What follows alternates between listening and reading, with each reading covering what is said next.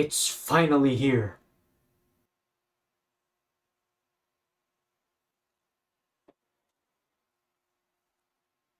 Welcome to MLB 9 Innings 25, guys. This is exciting. Comtuous dropped a huge update, and we're going to look at everything. The home screen is brand new. Griffey's still in the game. Trout's still the cover boy. This is just insane, and you guys will understand why once we get into what we're going through today. For MLB 9 Innings 25, we're going to look at everything new added into the game. We're going to look at new cards, new features, new skills, updated skills, everything. It might be one of the best updates, and I know I just dropped a video on the newest event. That's insane. This might be even more groundbreaking than the last event and the last video I made on 9 Innings. So let's hop straight into this game and check out what we got in MLB 9 Innings 25. Alright, so logging into the game, we're on the home screen. Nothing much has changed on the home screen as far as the configuration of all the game modes and everything, so that's nice for older players. That way we don't have to figure out where everything is. But let's check out the latest news, notices, and updates. We're going to look at the first 2025 live update in just a bit. But first, let's go through some of the other pre-notice updates that were released a little while ago. But first off, we'll take a look at the 10.0.2 pre-update notice, and I believe this is the right one here. Yes, alright, so we're going to go through this first, and then we're going to go through the first live update. So first off here, we'll just read through this. Greetings from Comtuous. Enjoy MLB games in the palm of your hands. Please read below for more info on the 10.0.2 update, and the maintenance will take place from March 27th, 10 p.m. to March 28th, 12 a.m., and that already happened for most of us. If you guys haven't already, go to your Google Play Store or the Apple Store and update your game to the previous version. Older versions will no longer be supported after the maintenance. Please update the game through the App Store before playing. Now, the main title and icon update is the first thing that changed, and we just looked at that. It is a great new icon, great new home screen. I don't think it's better than last year's one. I personally prefer last year's one. Just pitting Mike Trout and Ken Griffey kind of going head to head against each other was kind of cool, but I do like this. It's reminiscent, if you guys have been playing for a long time, to me it's reminiscent of 2021 when they had Bellinger and Trout on the cover. This kind of brings back good memories from 2020/2021, but this is still a great cover for the game. And then next we have the 2025 league schedule that has been added into the game. So when you play league mode, the 2025 schedule will be the schedule for whatever team you pick to play as. So for my Red Sox, for example, they played opening day against the Rangers just yesterday, and yeah, that's going to be their schedule starting from the Rangers and whatever other teams they're playing throughout the season. And you guys can check that out for yourselves for your teams if you go to league mode. Stadiums and uniforms have been changed. We read the red notice here. It says new City Connect uniforms are currently under development and are scheduled to be added during the first half of 2025. So we do have current City Connect uniforms, maybe not as up to date as some teams have, like the Red Sox. I know are getting new City Connect uniforms from their yellow ones they used to have, and then other teams as well are getting new City Connects. Probably the Athletics, since they're no longer in Oakland, they're probably going to get new uniforms too, but they'll be added soon enough as the year progresses onward. In-stadium game quality has been improved, and I don't play much manual mode, but if you guys want to look at this, take a look at it for yourself. The scoreboard seems to be the same as last year, and then the presentation seems to be a little bit more clean, but nothing really that eye-popping or that visually significant. But now, guys, oh boy, this is the bread and butter here. This is the good stuff. 7 historic player packs and players are going to be added very shortly. They're not in the game yet, but new 5 legendary players are going to be added into the game. Those being Derek Jeter, Satchel Paige, Kirby Puckett, Joe DiMaggio, and Adrian Beltre. And I've looked at these cards on Facebook that Comtuous has given. They gave out hints earlier in the week as to who the new players are going to be, and there has been some flack from the community about these players. Now, it's not because these guys are bad players, but a lot of the community is upset because of the Yankees. And as many of you know, if you've been playing this game for a while, there have been quite a lot of Yankees historic players, and these only change every 6 months or so. So we've gotten Mickey Mantle, we've gotten Babe Ruth, we've gotten other Yankees cards that I'm not going to name all of them, but Derek Jeter, Joe DiMaggio are great additions. People are just upset that other teams aren't being represented here, like the Pirates, the Brewers, even the Marlins. And I know a lot of those teams may not have like significant historic players that you could even consider to be historic players or Supremes, but the Yankees just have so many legend players, and Comtuous is putting them in the game. I was talking with somebody earlier today about, okay, would you rather have Honus Wagner or Derek Jeter in the game? Who would be the more popular character to get in the game? And absolutely, it would be Derek Jeter. Who on earth knows who Honus Wagner is? He played over 100 years ago. So it totally makes sense. And for those of you that do know who Honus Wagner is, hopefully Comtuous adds players like him in the game. Not very well known, but still legends and Hall of Famers. This set of historic players, though, I am satisfied with as a fan of the game personally and as a baseball fan in general. I'm most excited for Adrian Beltre. I did not expect Comtuous to be adding Beltre simply because he retired recently. He was just added to the Hall of Fame, and Beltre is the first ever Supreme card added into the game that used to be in the game prior to the Supreme players being added. Other cards, all the other Supreme cards so far have been out of game players, never seen before. Beltre is the first card, first Supreme card that used to be in the game as a normal card or a signature. So this is interesting, very interesting to see what Comtuous is going to do in the future. And enough of me rambling on about them in general, but let's look at the types of cards they're getting. First, we have Beltre here with his 2012 Texas card. He's getting a Supreme for that year, a signature, and a normal. And then he has a 2010 Boston card. He's only getting a signature and a normal for that. As a Red Sox fan, I really hope I can get his signature. Third base is not the best position for the Red Sox. They have Rafael Devers, but he hasn't had a lot of high base overall years. So eventually, I hope to get Adrian Beltre. And then for the Dodgers, he's getting a signature and a normal from 2004. He used to have a prime in the game. Not sure if they're ever going to add that back, but it is possible now since they do have him as a Supreme player. Next up, Joe DiMaggio. Only one team for him. He played with the Yankees his whole career. He's getting a Supreme, a signature, and a vintage for them. He's a center fielder primarily, and I'm pretty sure he can play all other outfield positions like any other outfield card. Next, Derek Jeter from 2009. Also a lifetime Yankee, so no surprise there. Supreme, signature, normal. He's going to be a shortstop. And then, interesting here, Satchel Paige for the Cleveland Guardians, former Cleveland Indians. He's only getting a Supreme card. Now, this caught many people, including myself, off guard. Never has a Supreme player or historic player only ever gotten a Supreme card. Usually they'll come with a vintage and a normal. Why they haven't given or they aren't showing he has a signature and a normal is strange, at least a normal vintage.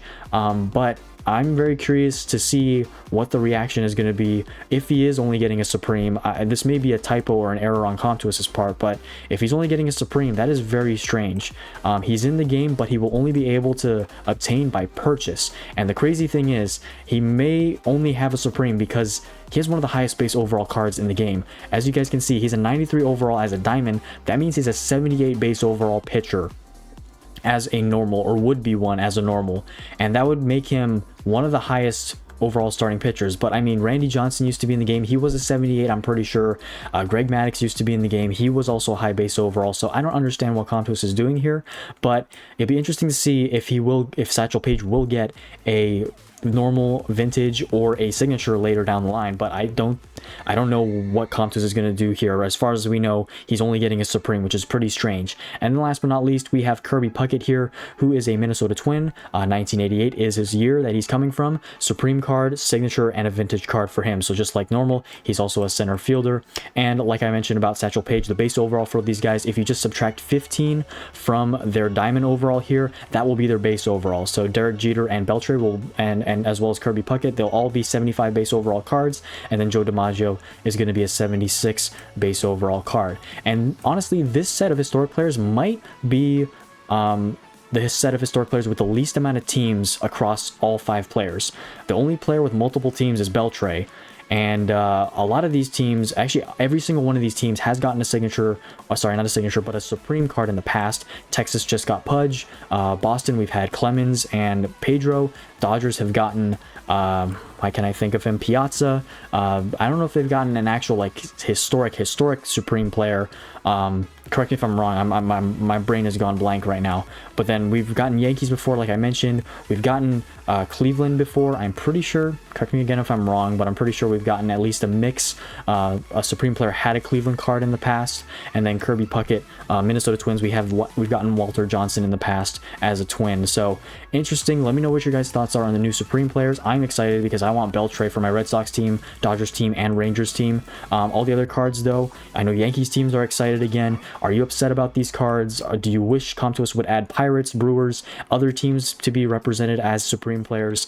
Let me know your thoughts. Who Comtuos should add later down the line, and if they should, kind of start mixing it up a bit instead of adding just, New York players, because I'm pretty sure their set deck effect also applies to any team, no matter like if Derek Jeter's Supreme card would apply to the Orioles set deck if you have an Orioles team, even though he's a Yankee.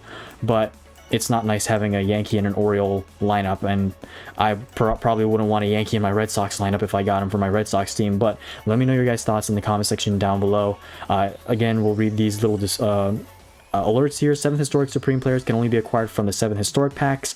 Those will be for $50 each, and they will be sold once these 6 historic players, Roy Halladay, Pudge, and the rest of them, they're going to go in a few days. So these guys will be in the game by the beginning of April. And then normal and signature players can be acquired from their respective packs. You can get the signature cards of these guys once they're in the game from regular sig player packs, and then details on recruitment events and sales for 7 historic players will be announced later. So I'm assuming it's going to be the same. They may change it up, but based on what they're saying here, it may or may not change. We'll see what happens though, but pretty sure, most likely, more than likely, they're going to be $50 each to get historic player packs for a chance to get them. I personally won't be buying those unless you're guaranteed to get a Supreme player, but we'll see what Comtuos does. Next up, we have new skills and existing skill improvements. Now, these are pretty big. We don't know much about this yet because new skills in the game always take a little bit of time to work out and to figure out what works with what, and if what doesn't work with another skill set. And some of these may be very good. I've had some friends already try a little bit of these skills and test them out in their overall analysis, but let's take a look at for the batter skills first here. We have 1 new legendary skill and 1 new gold skill. First one, we have strategist. This grants an effect depending on runner situations. It increases home run chance when bases are empty and boosts running speed to first with a runner on first, and also reduces swing and miss rate for pitches on the edge or outside of the strike zone. It also increases hit chance based on runners on base. So this could be a decent legend skill. I don't see it being like top tier like bad ball hitter, pioneer. I would assume you would probably want this skill to be more in the middle of the lineup with runners on base, or you could have him as a leadoff hitter. The skill name is strategist, so honestly you may have to incorporate quite a bit of strategy with this skill in order to make it work, and it may not always work because this is a game of chance. Base runners aren't always on base. Sometimes you have no runners on base, sometimes you do, sometimes they're on first, sometimes they're on second and third, and you would probably, I would think, just going off the top of my head, I'm not saying this is for sure, but you probably would only want this on a couple of players in your lineup, not more than 2 or 3, because not everybody's going to be able to get on base, and the effect that this skill has with runners on base is yet to be determined. So an interesting legend skill set. I don't think it's going to be S tier, but I think it will be around A to B tier to use. It's definitely not going to be as bad as Batter's Insight or other low-end skills. It might be good, you just may need to really train for this one or have it in a specific place in the lineup. Next, we have Spray Hitter. Is a gold skill. Higher normal lineup contact increases the chance of line drives aimed at gaps in the defense. So what is normal lineup contact? I didn't know this until I looked this up recently, but if you take any of your diamond cards and you open up their stats and look at their base stats, their grade increase, their GI distribution, you can see at the very, very bottom, when you open up all those, you can see the normal lineup stats. Now, I don't know what the normal lineup contact has to be in order for this spray hitter skill to work out well. That'll be determined later on as we get more info and as it is tested out in the game. By the way, these skills are already in the game, so if you guys want, go for it. Roll legend skills and try to roll some gold skills. But higher normal lineup contact increases the chance of line drives aimed at gaps in the defense. kind of like 5-tool player, there's a certain threshold where this skill takes better effect than others. So say if you have like 100 contact or 100 normal lineup contact, it's probably not going to be as good as if you had 150 normal lineup contact. We'll see what it is though. I'm going to assume this is also going to be a B to A tier skill, maybe not S tier. And depending on who it is that you have this on, a lot of new cards that we'll look at in a little while here have a lot of high base contact now. So this may be good for those new cards they just added into the game. We'll see though. I think though it's going to be somewhere around the range of A to B tier, maybe S tier, depending on who the card you use it on is. Next up, we have 3 new skills for pitchers. First off, 1 legendary skill, Mr. Perfect. It increases all stats based on the lowest stat in the normal lineup. So this is kind of like 5-tool for pitchers from what I've heard. Not quite confident or sure on that yet, but that's what it sounds like. It increases all stats based on the lowest stat in the normal lineup. So if you train for, say you're a relief pitcher, it's probably not going to be good on a relief pitcher because relief pitchers have very low stamina and you don't want to train for stamina. So if I were you, don't use Mr. Perfect if you get it on a bullpen guy, because stamina is so low. It's going to be based on the lowest stat, and if the lowest stat is 50 for closing pitchers, it's not going to perform well. So this is probably more for starting pitchers that are close with base stats, like one of the pitchers that we'll look at later down in this video. But for starting pitchers that have very close stats, like if a pitcher has close to 70 base on all of his stats, this is better for that player, because based on the lowest stat, you're going to want it to be, or all the stats to get increased by this legend skill. So in my opinion, this is probably going to be an A to S tier skill. We'll see how it works. 5-tool has been a very good card, or very good skill for many different cards in the game since it got redone by Comtuous last year, and Mr. Perfect may be one of those, but for pitchers now this time. And it's also kind of like an ace effect. It increases all stats, but more so like 5-tool, where it takes the lowest base stat and gauges off of that.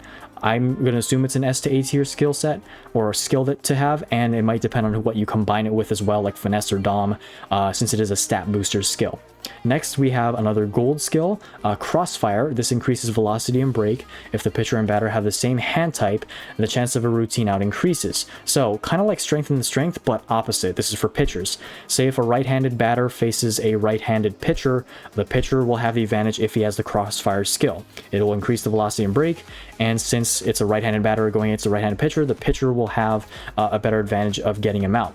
And let me read the last part here. It says, when called from the bullpen, the pitcher with this skill takes priority if facing the same handed batter. So say you have a right-handed batter up to bat and you're losing and you need to call on your bullpen guy, or say you're going into the 8th inning going up 2-1, you're bringing your bullpen guy. If he's a right-handed pitcher going against a right-handed hitter with Crossfire, the pitcher will take that pitcher in the bullpen will take priority if he has the skill. So that's going to be interesting, because usually in 8th inning, 7th inning situation, when you're winning, the setup men will come in, and I don't know if this means that if you have the 2 setup men and one of them doesn't have Crossfire and one of them does, the one with Crossfire is going to get picked more than the other one, since he has Crossfire. And if the batter's right-handed and the pitcher's right-handed, he's going to be used.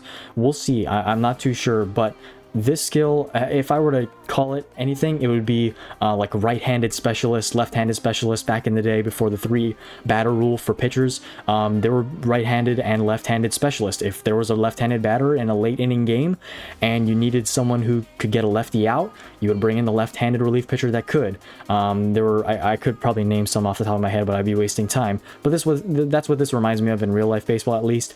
I'd say this is probably a B to A tier skill. I don't see it being terrible, but it's definitely better for bullpen cards, since it does have that bullpen incentive with, when called from the bullpen, the pitcher with this skill takes priority if facing the same handed batter. I don't know if it only goes for setup men or if it goes for both middle relief and setup men. Who knows? The long reliever might end up being more of a impact in the game, who besides just having pitcher's chemistry.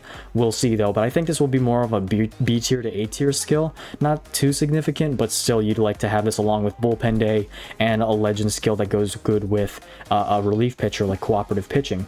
Next and finally, we have our last new gold skill, which is pitching coordinator. This increases location and velocity based on the normal lineup's fastball and break stats and number of pitches. It also increases swing and miss rate for pitches on the edge or outside of the strike zone. So that last portion there also increases swing and miss rate for pitches on the edge or outside of the strike zone. We've seen that before in trainers like gold trainers and diamond trainers, but now it's going to be applied with the pitching coordinator gold skill. Now, I could see this being effective, but in my personal opinion, because it's based on the normal lineup's fastball and break, usually when you train pitchers, you want to train for high velocity and location first, and then kind of get fastball and break up to a decent level. That way they get S tier pitches or A tier pitches, depending on where you're at in the game.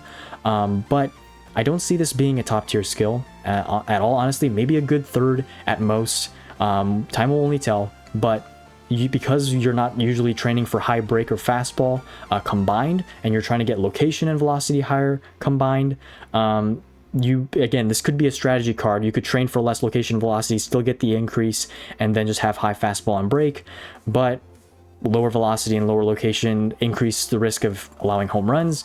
So I could see this being maybe a C to an A tier at most, but that's my opinion. Let me know what you guys think in the comment section. Those are the new skills. Now, existing skill improvements, 1 batter skill and 4 pitcher skills will be updated. The only batter skill updated is Slugger Instinct. I don't know why they said Slugger. It's called Slugger Instinct. But before, it increased home run and slugging percentage. Slugger Instinct back in the day before, and I say back in the day like this was 20 years ago, it's more like 6 years ago, Slugger Instinct was endgame. Charisma Slugger Instinct was the best skill combination you could get for any batter. But now that new skills have been added, Slugger Instinct has kind of taken a step back. It's not as good as it used to be.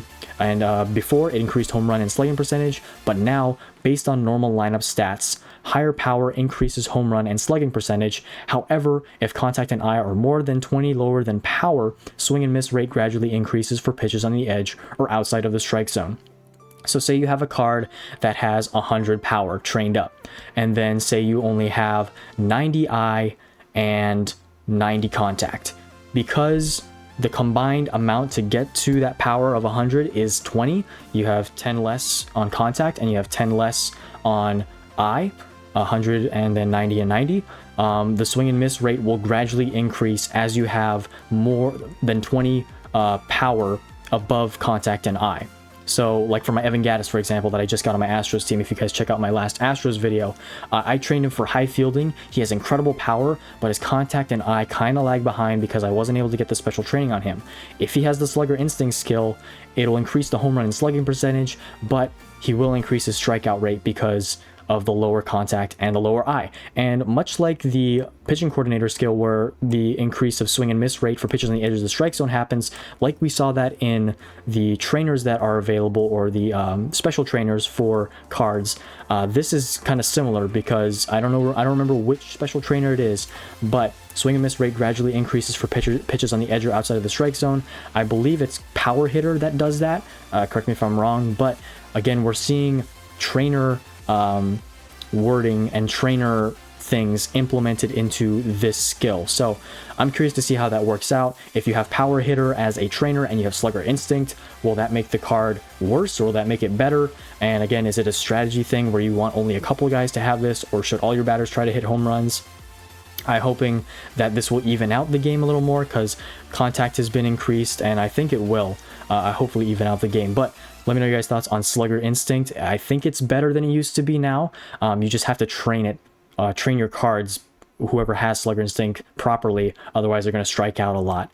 And now the pitcher skills that have been worked. First off, Legend skill, only one of them has been worked on for pitchers, but it is Workhorse. Before, it increased the stamina and consumed less stamina during games. It also increased the chance of an easy out in proportion to the basic stamina stat. So when you would see players like in the ranked tournament, some of them would have 3-3-3 Workhorse skill sets, and they would have base stat adjustment tickets, take away from fastball break, velocity, location, and add to stamina. And this especially was good for legend pitchers or even supreme players like Walter Johnson, who had high base stamina, like 80 base stamina.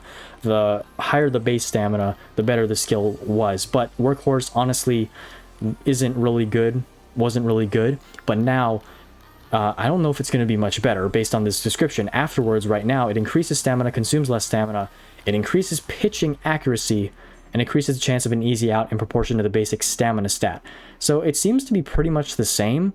I don't know how much it's improved with increasing pitching accuracy, because that's the only difference really. I don't know why the increase the chance of an easy out in proportion to basic stamina is highlighted, but increasing pitching accuracy seems to be the only thing. And the only way I could see that being beneficial is if you play PvP mode and the accuracy of your pitch stays consistent, because the more you get hit, the more you pitch, the more stamina you use, the more harder it is to locate your pitches when you pitch manually. But I don't know how this is going to apply to simulating games, because you can only see a certain amount of what goes on in the game when you simulate the game. You can't really see what the pitch accuracy is, but you do know that stamina is decreasing. I have no idea. Workhorse, I'm not sold on this being improved. Maybe it's better than it used to be, but the only difference I see is increasing pitch accuracy, and manual mode is really the only mode that I know that really takes effect. So I'm not really high on Workhorse. I'm still worried about it. Maybe at a 333 level I would use it, but and only on a vintage card with high stamina. But other than that, I honestly would avoid Workhorse still as a legend skill set. I would still look for Slow Starter, Control Master, and other ones besides that. The next skill that was improved was Elite Closer. This is a gold skill. Before, it decreased the opponent's batter's hit chance and increased the strikeout rate until the end of the inning if you took the mound as a closing pitcher. Now, the effect only lasted for the inning when the closing pitcher took the mound. Now, it decreases the opponent batter's hit chance and increases the strikeout rate if you take the mound as a closing pitcher, and the effects reduce each inning, and that's the biggest difference there. The Elite Closer skill now has effect after the 9th inning. It's not just one and done. Like, okay, the closer comes in with Elite Closer, he blows the lead in the 9th inning with the Elite Closer skill, and now he's pitching the 10th inning, but now the skill has no effect because it only lasted for the inning when he pitched and first took the mound.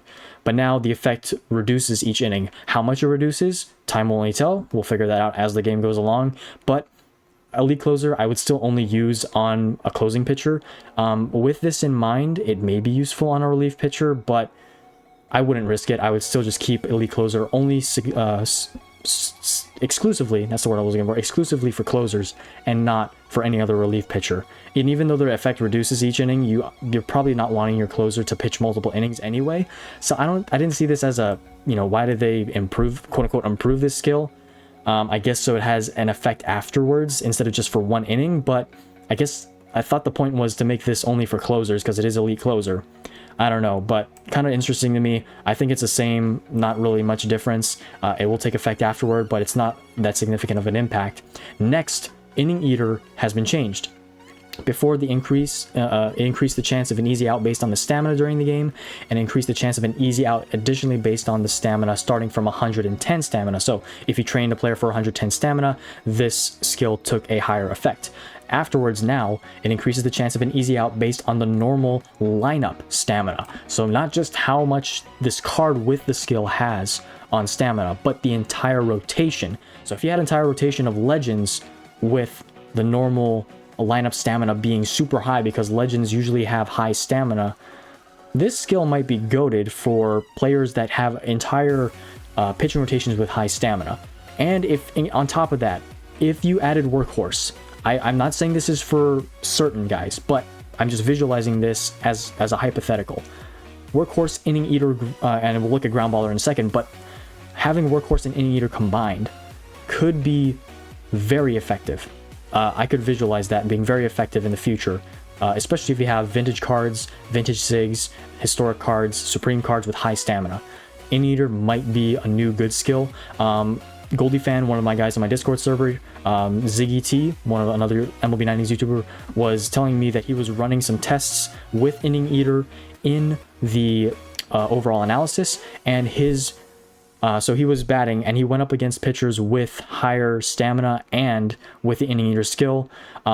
He batted like 276 and only under 300, and his OPS dropped.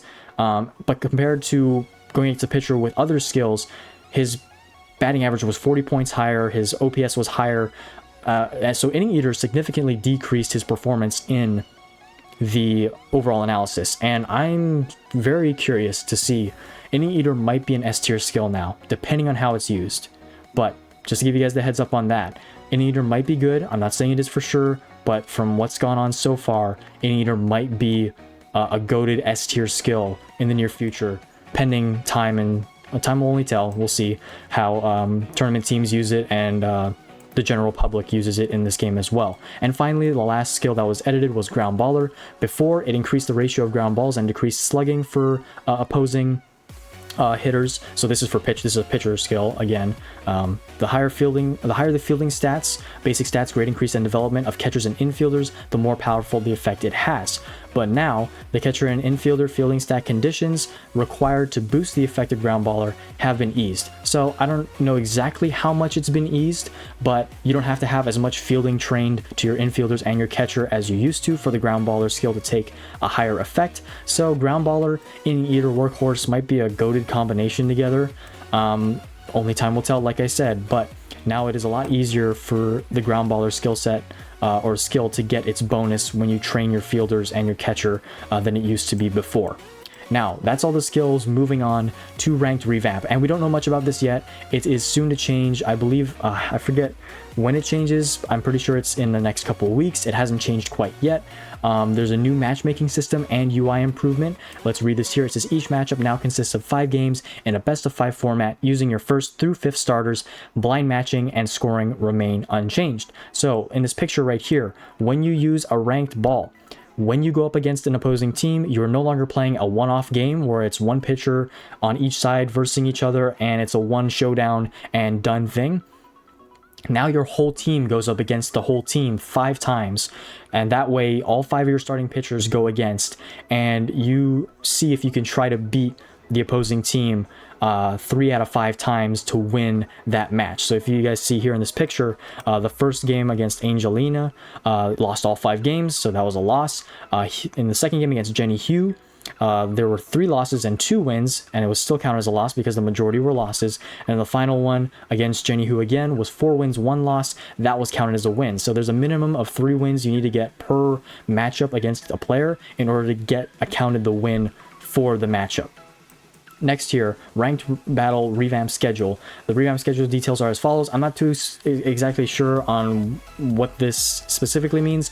I'm in Hawaii, so my time zone is not the same. You guys can check this out and discern it if you want. I don't really have knowledge on what the times are specifically, whether it's like ranked starts sooner now or ranked ends sooner or ranked ends later. Let me know in the comment section down below if you guys have any whereabouts as to what this new time schedule is for ranked.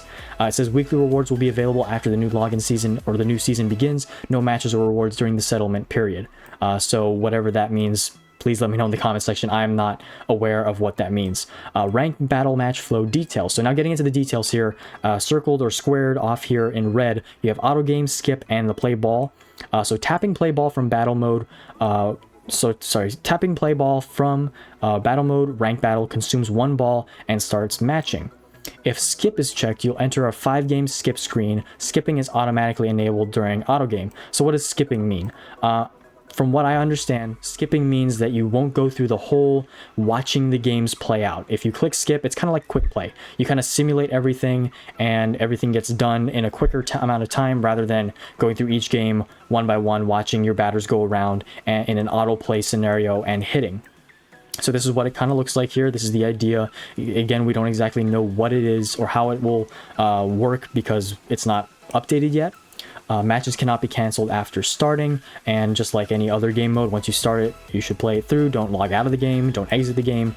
Once matched, you can view opponent info, and that's right here, the info of the opponent, 127.5 overall, whatever, 100 ranked training, their power ranking number, and this is all theoretical here. I don't think these are real teams. If they are, I'd be surprised. I don't think I've seen any of those guys in the power ranking tournament.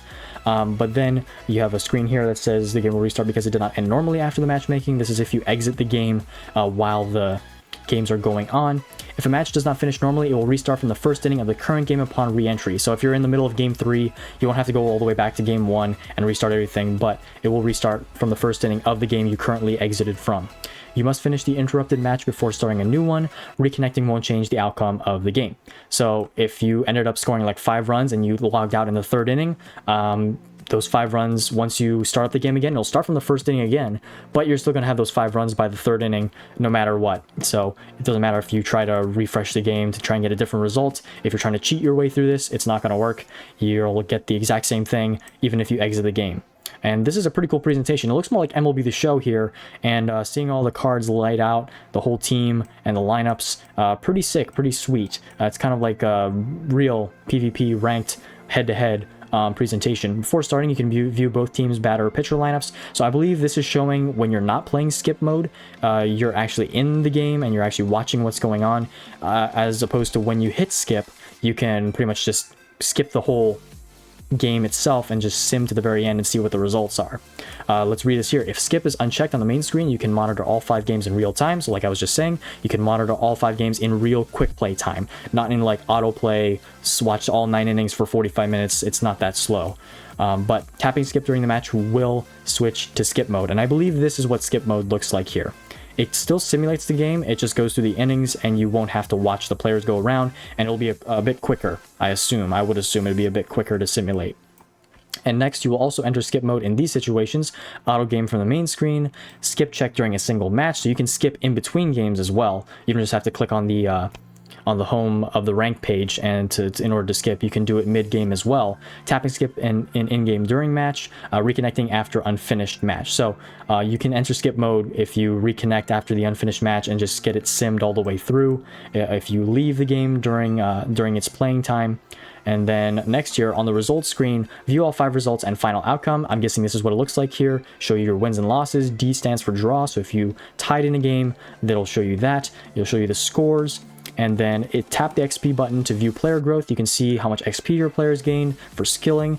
And then it says tap box score after selecting a game to see the detailed match stats. So if you want to see who scored what, who got RBIs, who pitched a shutout and whatnot, that can be looked at if you click box score.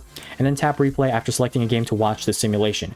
If you choose, say, this first game here with a draw, okay, what happened there? Why didn't I score any runs? You can watch the replay of the game where the batters will go into quick play mode, and it will repeat it for you so you can see what happened. I don't know how often that's going to be used. Not a lot of us have that much time. Maybe some hardcore players will, but me personally, I'm just going to play the games and get my rank coins and get out and do what I need to do to grind the game and improve my team. It says view your rank points, rank coins, and training coins earned. So after you click next, I'm pretty sure this is the screen that will pop up next. It'll show you the rank coins earned if you won the match. The amount of rank coins you get per game won't be like, okay, because I won this many games in this matchup, I get this many rank coins. One matchup of 5 games still counts as one full ranked matchup session, if that makes sense. So like if you were to play a ranked game and you got 9 coins for winning the ranked game, it's the same thing here. You play 5 games and you win, you'll get the winning amount, which is 9 rank coins. Now view your ranking points, rank coins, and training coins earned. Coins are awarded are the same before, based on 5 games being counted as one. So kind of that's what I was trying to say, kind of condensed right there. Based on 5 games being counted as one. So every time you play 5 games, you'll get rank coins depending on if you won or lost that round. Now, tap home game to see seek revenge against previous opponents. Limited to 5 revenge matches daily. Each consumes 1 ball. You cannot seek revenge if you attacked first. So kind of the same thing. 5 revenge games every day, and each one consumes a ball. Nothing really different there, honestly. Now, new card skins. Outstanding card skins will be available for vintage and signature players, and only diamond signature players can equip skin cards.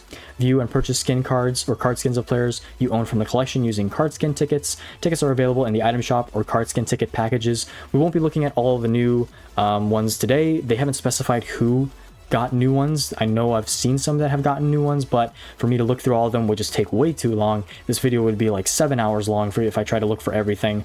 But if you guys want to look at all your cards in your team in the collection, you can check out which cards on your team got new outstanding card skins, and if you want to, go ahead and purchase those. Me personally though, I don't really find it appealing to buy them, but that's just my personal opinion. 8. Supreme cards and card skins hand type display. So this is just a minor update on the Supreme cards and on the outstanding cards and any special cards now. If you flip them over, you can see what their bat hand is and their throw hand is. As you see in these pictures on the top left of these cards, you can now see bats left, throws right, or throws right, bats right, whatever is the preference or whatever the pitcher or batter actually does. You can see their bat hand and their throwing hand. Now, club crafting and store improvements. First, club crafting requirements are adjusted, so only a couple things here. First off, team selective pitcher batter diamond pack crafts. They used to be 500 club coins. Now they are 300 club coins, so a little bit cheaper, a little more affordable for newer teams. And the waiting period is the same as it has always been. Next, the development redistribution tickets used to be 30 club coins and 3 league level reset tickets each. Now it is only 20 club coins, so 10 coins cheaper. Still the same amount of reset tickets though. And now you can do 30 per week instead of just 10 per week. And I personally like that. I don't like sitting at my chair trying to train my players for hours on end.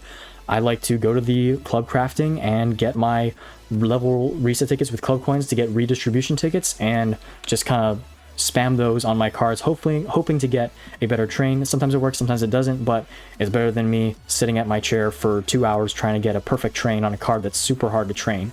So I'm really happy about the increased amount in a week. Rather than just 10, it's now 30. Next, for the team signature pack craft, no longer is it 4,000 club coins, it is now only 3,000 club coins, and the schedule is the same. The waiting period is still 1 per month. Only difference is that price. 3,000 club coins instead of 4,000 saves you 1,000 club coins there. I like that because I don't have to spend as many club coins and I don't always have a lot, so really appreciative of that decrease in price. Next, club store update, grade increase reset tickets will be 700 club coins now instead of 1,000. I also do appreciate this because reset tickets, spending 1,000 on those was just, it felt like a lot. But now that it's 700, it seems a bit more reasonable. It's like a premium skill change ticket now. It's like a upgrade ticket, and it only changes a few points on your card at most. Sometimes you can get boosted 15 or subtracted 15, but because it has a risk factor to it, I'm glad they made it cheaper.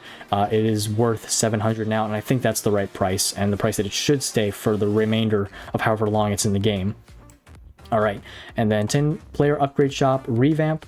Cooldowns have been changed. So for the grade increase ticket, black diamond change ticket, it used to be monthly. Now it is every 2 weeks. So if you want a grade increase or black diamond change ticket for normal players, you can get it every 2 weeks instead of for every month now. And then the grade increase ticket or black diamond change ticket for all stars and primes used to be every 3 months, which is quite a long wait. But now it is monthly, which is a lot quicker, and I'm glad they did that as well. Not sure how often I'm going to be using those because a lot of my teams have signatures, and signatures are the end game cards that you want to get. Primes are good, but they're not the greatest. Still, if you're a free-to-play team, it's good to be able to purchase these more frequently than every 3 months or every month. Now for the normal players, it's every 2 weeks, and for the all-stars and primes, it's only for monthly instead of 3 months, which was an insane wait. I never even realized that because I didn't buy them that often. Finally, player shop update. Signature player packs, I've been saying this, they're more common than ever in the game now. Signature player pack is added to the player recruitment player pack all packs section in the shop. It is a 3,000 star item, and it is limited to once per month. Now, I made the mistake on this Red Sox team, guys. I got trigger happy. I decided to go ahead and buy it because I have, you guys can see in the top right of my screen, I have 38,000 stars. I spent 3,000, and it's like a mileage pack. When you buy it, it opens the sig pack right away. You don't just buy it and put it in your inventory. It actually just opens it right on the spot. So if you're planning on saving packs for a video or a pack opening, don't open that right away.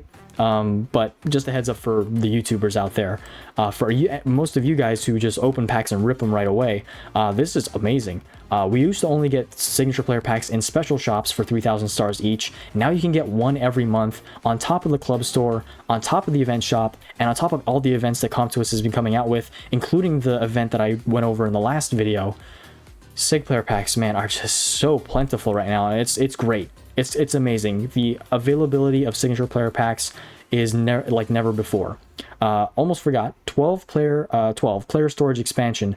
Now there are more storage slots, and the base storage is no longer starting at 76, but now starts at 176, and the max storage can now be upgraded all the way to 376 instead of 256. And it says expansions from 176 require cost.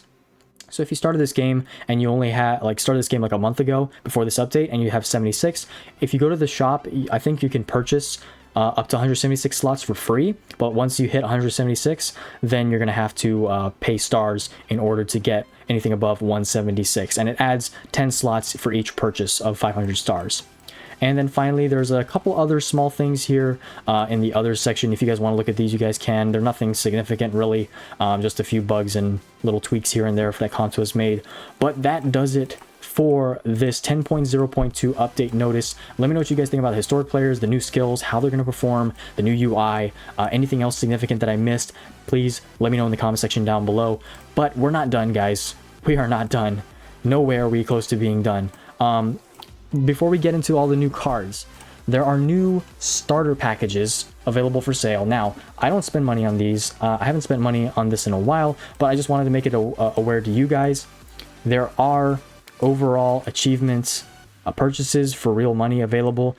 I wouldn't buy any of these, guys, especially this new starter team starter package. You can get all of these things for free just by simply grinding the game. But if you want to get quick, easy team cards, feel free to spend your money. It is your money. It's not my money after all, but I wouldn't buy these. I believe the 80 overall is $5, the 85 overall is $9, and everything else is $5 as well. 70 overall, 75 overall. Once you hit those overalls, you can obtain these and purchase them with real currency. And it says you can purchase each item within 7 days of achieving the respective overall milestone. So if you hit 70 overall on, say, May 1st or April 1st, it'll be gone by April 7th. When 7 days have passed after you hit 70 overall, it's going to disappear from the shop. You won't be able to purchase it again. Same thing goes for 75, 80, and 85.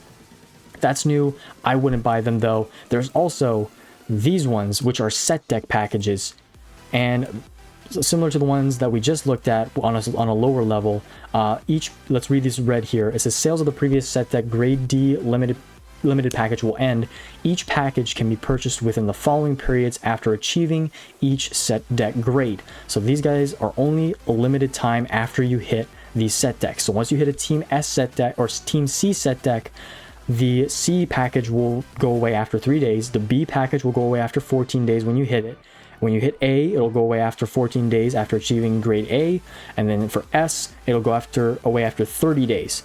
So these are all limited time. Once you hit S deck tier C, you can get this pop-up in the sales portion. If you look at the bottom of my screen, there's this little present thing called best items. This is where you can find this, and once you hit Team C set deck achieved, this will be what you can purchase. I don't know what the cost is. If you can go to best items, you can look at it right now. I don't see the cost here, but me personally, guys, I wouldn't buy these. A lot of these are available just simply through grinding. Again, if you have money that you want to spend and get the Team Select Sig player pack, I think that's $100. I could be wrong though. Go for it. Go ahead and buy the Team Select Sig player pack. Me personally though, I can't justify it, especially where my teams are at right now. These things will expire for me in a little while. Now, maybe the exclusive signature, maybe, just maybe, for $100, but even then, I don't know how much worth it is, for me at least, to buy these. If you guys want to and improve your team, I would only buy this unique exclusive pack if you're like down to one last card that you need for your team, because the chance of you getting what you want is not high, and you're going to throw $100 down the drain. I really wouldn't buy it if it were my choice. You also get these Diamond Set Deck Achievement packages, and these go along with the other ones that we just saw. And same idea here. There's also a grade increase, Black Diamond Change Ticket. There's also other ones here that will be available. Team and Diamond Set Deck Achievement packages. You can get a Legend Player pack. And then there's also My Free Agent Refresh Ticket in one of these as well. I forget which one it is. It's this one in the B. I wish Comtois would add My Free Agent Reset Tickets to like the store or something, because they've been in the game for a little while as an item, but they haven't been common. We've only gotten one of them, which was from the recent monthly check-in event for March. And yeah, I wish they would make it available for stars or something instead of for real purchase, real currency.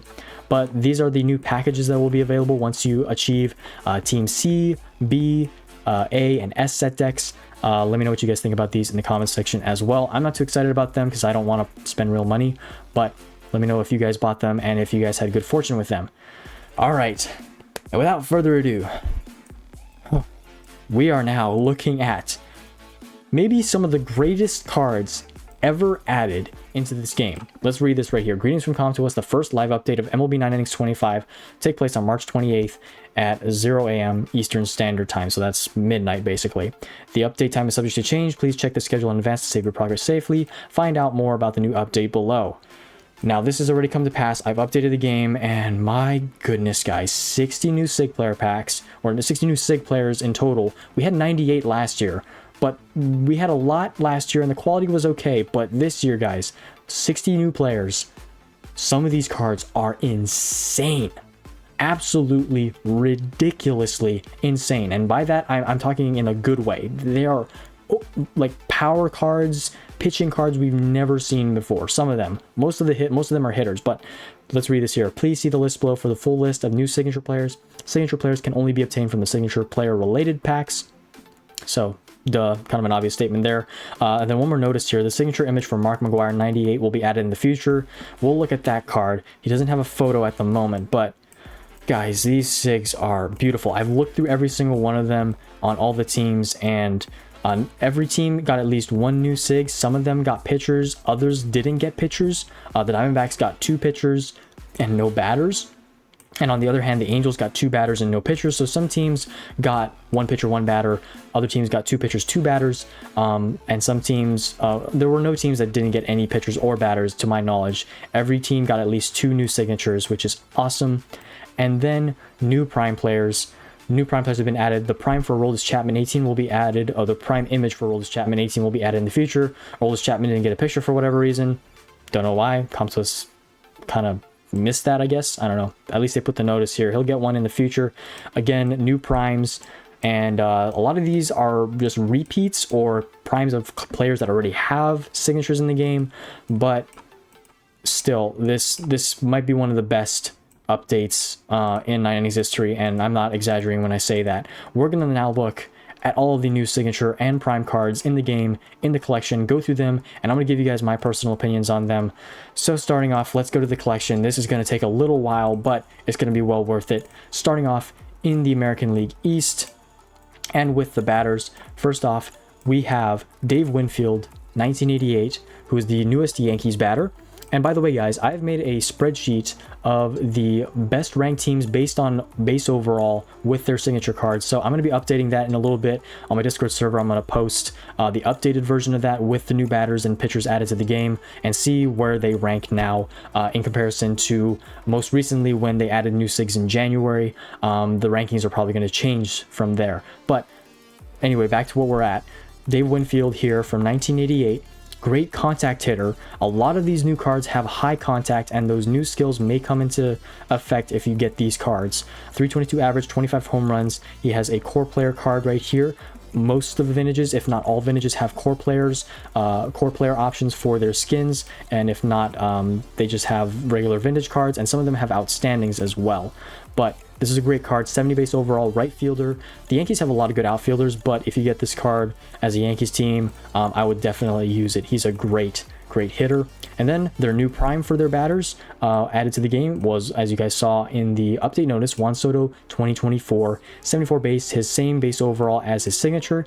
The base stats might be slightly different than the signature, and you may notice this, guys, in a couple of the cards. The base stats on some of the primes are different than the signatures of that same year, and that's because Comtois decided to kind of make the stats a little more accurate based on prime, based on sig. I don't know exactly how they did that or what they used to gauge that, but the base stats are slightly different. Still good though. 74 base with 81 power, 81 eye is ridiculous. Great Juan Soto card. Yankees teams are going to absolutely love that. And then on the pitching side, the new pitcher added was Whitey Ford, 61. Outstanding card right there. Looks beautiful. He's a 72 base overall starting pitcher. Great for workhorse with that high stamina, 76 base stamina. If you use a base stat adjustment ticket, you could get that up to 80 or 79.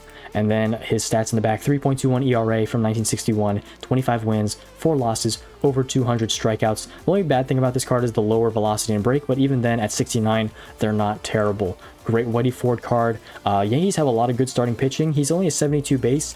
He's on the top tier, upper tier of starting pitchers for the Yankees, but he's not anything too crazy. Still very, very good though. And then the pitcher prime that the Yankees got was Aroldis Chapman, and now Chapman has a lot of primes, and he has another prime for another team that just got added. We'll look at that in a little bit. But 68 base overall prime card from 2018. I'm pretty sure it was a 69 base on the SIG, and he had 80 velocity. So a little bit less velocity, one less velocity here. Still a very excellent card. I wonder what his picture is going to look like. Kind of weird seeing him with a faceless picture. Excellent Chapman card though. Those are the new primes and the new SIGs for the Yankees.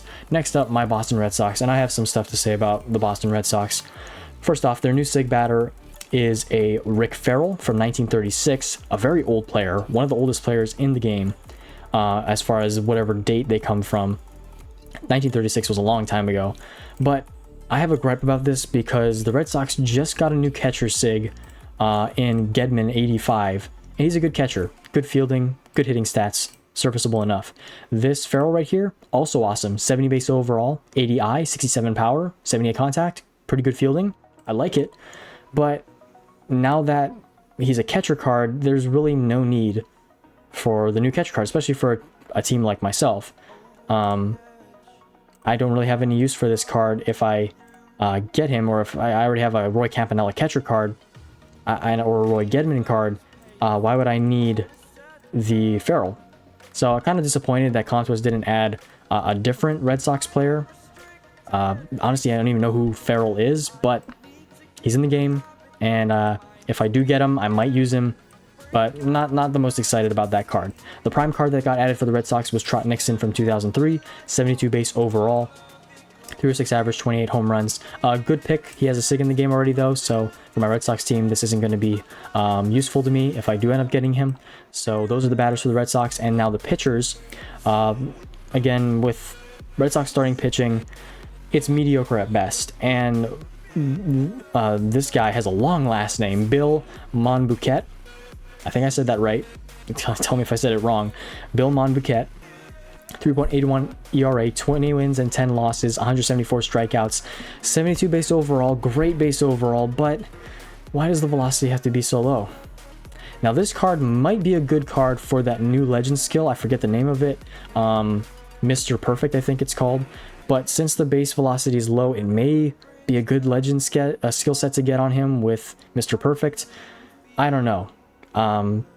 Unless that skill can redeem this card, I don't like the fact that Comtus has given the Red Sox so many vintage cards with absolutely gutter base velocity. And when I mean gutter base velocity, anything below 60, 68. Bruce Hurst has 67, Bill Lee has 65, and Monbouquet here has 66. Like, I don't know what it is with Comtus giving low base velocity to Red Sox starting pitching. And it's kind of frustrating, honestly, as a Red Sox fan when Comtus does this, but I can only, say so much. It is what it is, and if I get him, I might use him depending on that legend skill, if it'll help it out. If not, I really don't plan on keeping that SIG if I get it. The new prime that they added for the Red Sox was John Schreiber 22. I actually just picked this up from the prime draw event, so if you guys haven't done that, please do that quickly. It ends in like 3 or 2 days, and I got John Schreiber for my bullpen here. He's a gold right now, so I'll have to upgrade him, but this is a solid card. I don't have his SIG. He does have a SIG for that same year, but it was nice that they gave a relief pitcher card for the Red Sox. That's something that the Red Sox do also need to have a little more of in this game, because their relief pitching isn't the greatest. So that does it for the Red Sox. Next we have Tampa Bay, and Tampa Bay, the SIGs they got were mediocre to not so great, to say the least. First off, we have for the pitching Kyle Farnsworth from 2011, and right off the bat, I want to say, guys, the picture looks different, and not in a good way. I feel like this looks like he's doing a photo shoot, and I think it's from a photo shoot, and he's not actually pitching in a game. I could be wrong. The lighting just gives that off. Like, there's a spotlight on the left side of him or the right side of him, and it's shining, and then there's a shadow, and he's posing. Every single card in this game has an action shot of them pitching in game, or at least being on the mound, staring down the catcher or whatever. I'm not a fan of this card though. It's a 64 base too, which doesn't help. 64 base, any relief pitcher below 65 base is really kind of just bad, just plain out bad. So he had a 2.18 ERA, 25 saves, only 51 strikeouts. I don't know what it is with Contos giving low base stats to pitchers that have less strikeouts. Like, strikeouts are the everything. Like, he had a good ERA, he had a great amount of saves. His metrics in, if you could look on Baseball Savant, I believe they were okay, but I don't know. Just a 64 base relief pitcher or closing pitcher is not really appealing, and I don't think it's good for a Rays deck. It's one of the worst closing pitchers for the Rays.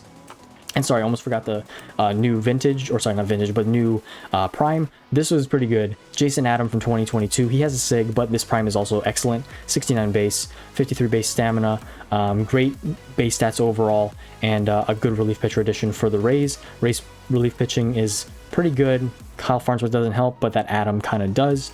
And then for the batter, they got Jason Bartlett 09. He's a shortstop, but why do they have to give him low fielding? He has great hitting stats, great high contact, like a lot of these other cards that we'll look at. But for a shortstop, he needs better fielding. And I don't think he was an atrocious shortstop. 57 base fielding. They could have taken away from speed, or actually they could have given more speed, taken away a little bit from contact and given him more fielding. I know they have to balance out the base stats because they don't want to make him like a 77 base card, but to do it to a shortstop is just kind of frustrating. And I'm empathizing with Tampa Bay teams because they don't have a lot of good cards, and this is a decent card, but because of the low fielding, it just makes it harder to train. Still a good hitting card. If you want to place this at DH, I would. If you want to play him at shortstop, it's like a Bo Bichette card. Bo Bichette has terrible fielding on all his years, so it can still work with a SIG bonus. It's just kind of like, come on, why does the shortstop have to have low fielding? Anyways, that's the batter. And then for the prime batter, Randy Rosarena from 2023. He's no longer on the Rays, so this is a nice addition. Unless he goes back to the Rays in the offseason or by trade or free agency, this is a nice card because he has a couple SIGs in the game, and if you don't have the SIG, you can settle for the prime as a free-to-play team and upgrade him. 69 base overall is very solid, and he's an outfield card, so the fielding doesn't matter. Those hitting stats are average, and it'll do great and just fine as a Tampa Bay team. Those are the Rays, though. Next up, we have the Blue Jays, and I have a Blue Jays team. The cards that got added were nice. We have Devon White here, who, when I looked at him, he's basically a carbon copy of Tony Fernandez, but he's a center fielder. He has low power, low eye, good contact, good fielding, and good speed, and he's a switch hitter. So he's basically Tony Fernandez 2.0, which is, I'm all for that. 33 stolen bases, 17 home runs, 282 average in 1991. I think 92 and 93 is when the Blue Jays won the World Series back-to-back. Correct me if I'm wrong, Blue Jays teams, if you know, or Blue Jays fans. But this is basically Tony Fernandez 2.0. I'm all for it. Great 72 base overall card. Great for 5-tool as well. 5-tool and strength, and the strength on this would go hard.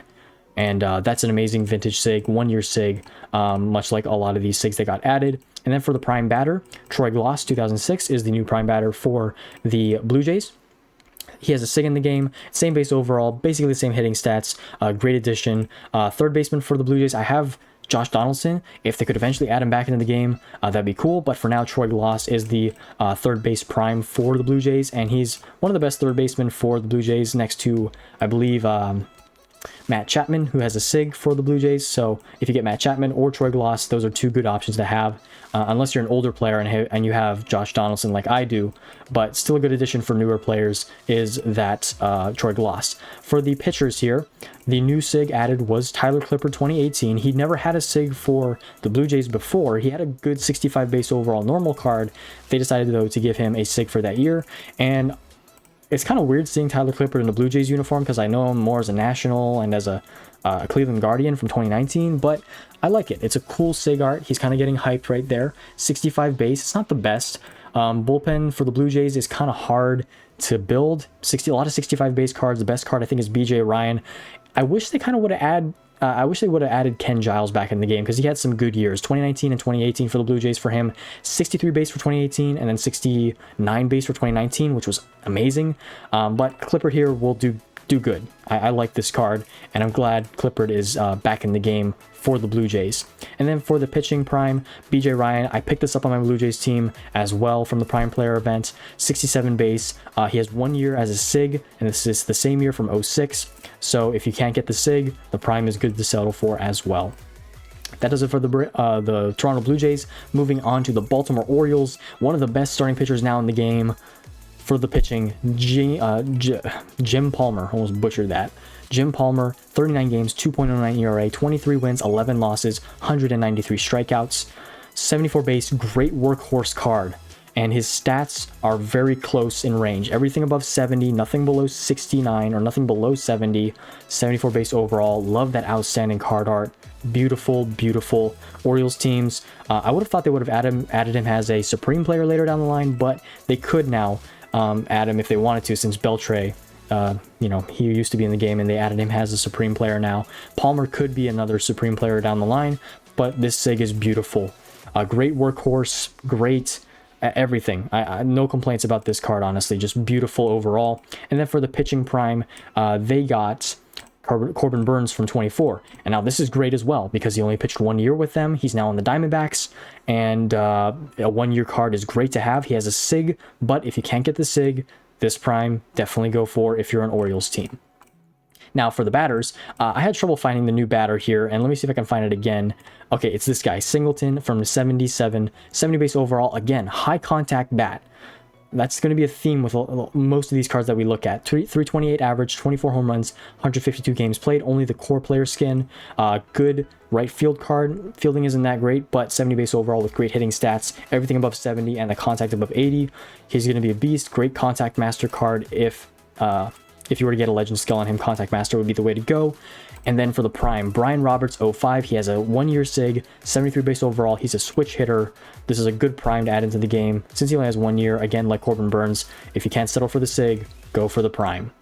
Those are the cards for the Orioles. Now moving into the Central here. Harmon Killerbrew is back in the game. Also, guys, if you want to do this on your own, go look at all the legends that got added back into the game. There are quite a few. I'm not going to go over all of them. I'm not going to go through every single card, just the new SIGs, but some new legends, or sorry, former legends, not new legends. Some former legends were added back into the game, including Rod Carew as well. He was in the game, now he's back in the game. You guys can check it out for yourselves though, so I won't waste your guys' time. Now, for the Twins, the new SIG added was Oliva here, another 81 base contact card. He's a right fielder again, so much the same as the other one from the Orioles that we looked at. 323 average, 32 homers, 161 games played. Good outfield card for the Twins. Also, I just want to shout out this Kwiatkowski right here. I didn't know he had a SIG, 70 base overall card, but he is the card that did get a prime for the Twins. Looking down here. Right here he is, Kwiatkowski, 2001, 70 base overall card, 276 average, 26 home runs, 27 stolen bases. So another solid third base card for the Twins. They don't have a third base prime, so if you want to go for one, now's the opportune time to take Kwiatkowski for your Twins team. Let's look at the pitchers now, and for the pitchers, they got this Jim Cott right here, 42 games, 3.04 ERA, 16 wins, 13 losses, 211 strikeouts from 1967. This card doesn't have high stamina, surprisingly. So this card, honestly, best to train for higher fastball and higher velocity since it is the lowest base stats. And then less on stamina is better. You could try go for workhorse on him. I wouldn't though, since his stamina is less than 75. But still a solid starting pitcher at that. And then for the prime, Tyler Duffy was the prime added for the Twins. 67 base overall card, 2.5 ERA, 5-1 record, 82 strikeouts. Good relief pitcher. They have Joe Nathan and Rogers, but those guys are closing pitchers. If you want a guaranteed relief pitcher that's new, go for Tyler Duffy from the prime draw event. Next up, we have Detroit. Now for Detroit, they got one batter and one pitcher. Jack Morris was their pitcher card, 72 base overall, similar to the Cott, but a little more fastball here and less on the break. 69 velocity, good for workhorse, 78 base stamina. He had a 3.34 ERA, 20 wins, 13 losses, and 232 strikeouts. Now, for the prime, interesting pick in my opinion. I did not expect this. Blaine Hardy, 2018. I almost forgot this guy played in the league. Barely remembered his name. 66 base relief pitcher. One of the worst primes in the game now. But, I mean, I'll take it. It's the only bullpen card for primes for the Tigers, and he's half decent. He's got higher stamina, which kind of inflates that overall. He probably would be a 65 overall, 64. But you take what you can. Blaine Hardy, it's nice to see come to us using a guy that's not well known. I like it when they have obscure players. He's not the greatest overall though, but pretty cool. And for the batters here, we have George Kell. 134 games played, 343 average, only 3 home runs, and 7 stolen bases. So he has very low power, but very high contact. Again, high contact across a lot of these batting cards. 71 base. He's a good 5-tool, or might be a good 5-tool card if you can get the power, speed, and fielding highly trained. If not, Contact Master is the way to go with this guy. And then for the batter prime for the Tigers, we have Alex Avila, 2011. He's a 69 base overall card. Catcher cards are not that easy to come by, and they're one of the most important fielders or players to have with high fielding. Avila here doesn't have the highest fielding, only 66, but he only has 1 year as a SIG, so if you get this, great substitute for the SIG if you can't get him as a free-to-play team. That does it for the Tigers, though. Moving on to the White Sox, and oh boy. Here's where it gets good, guys. My goodness. First off, Frank Thomas, 1994. When I saw this card first, guys, I could not believe how good the hitting stats are. Just feast your eyes on that. The best DH card in the game, arguably. 74 base, 85 contact, 86 power, 85 eye. And you know what the crazy part is? He's a first baseman. He only hit 38 home runs.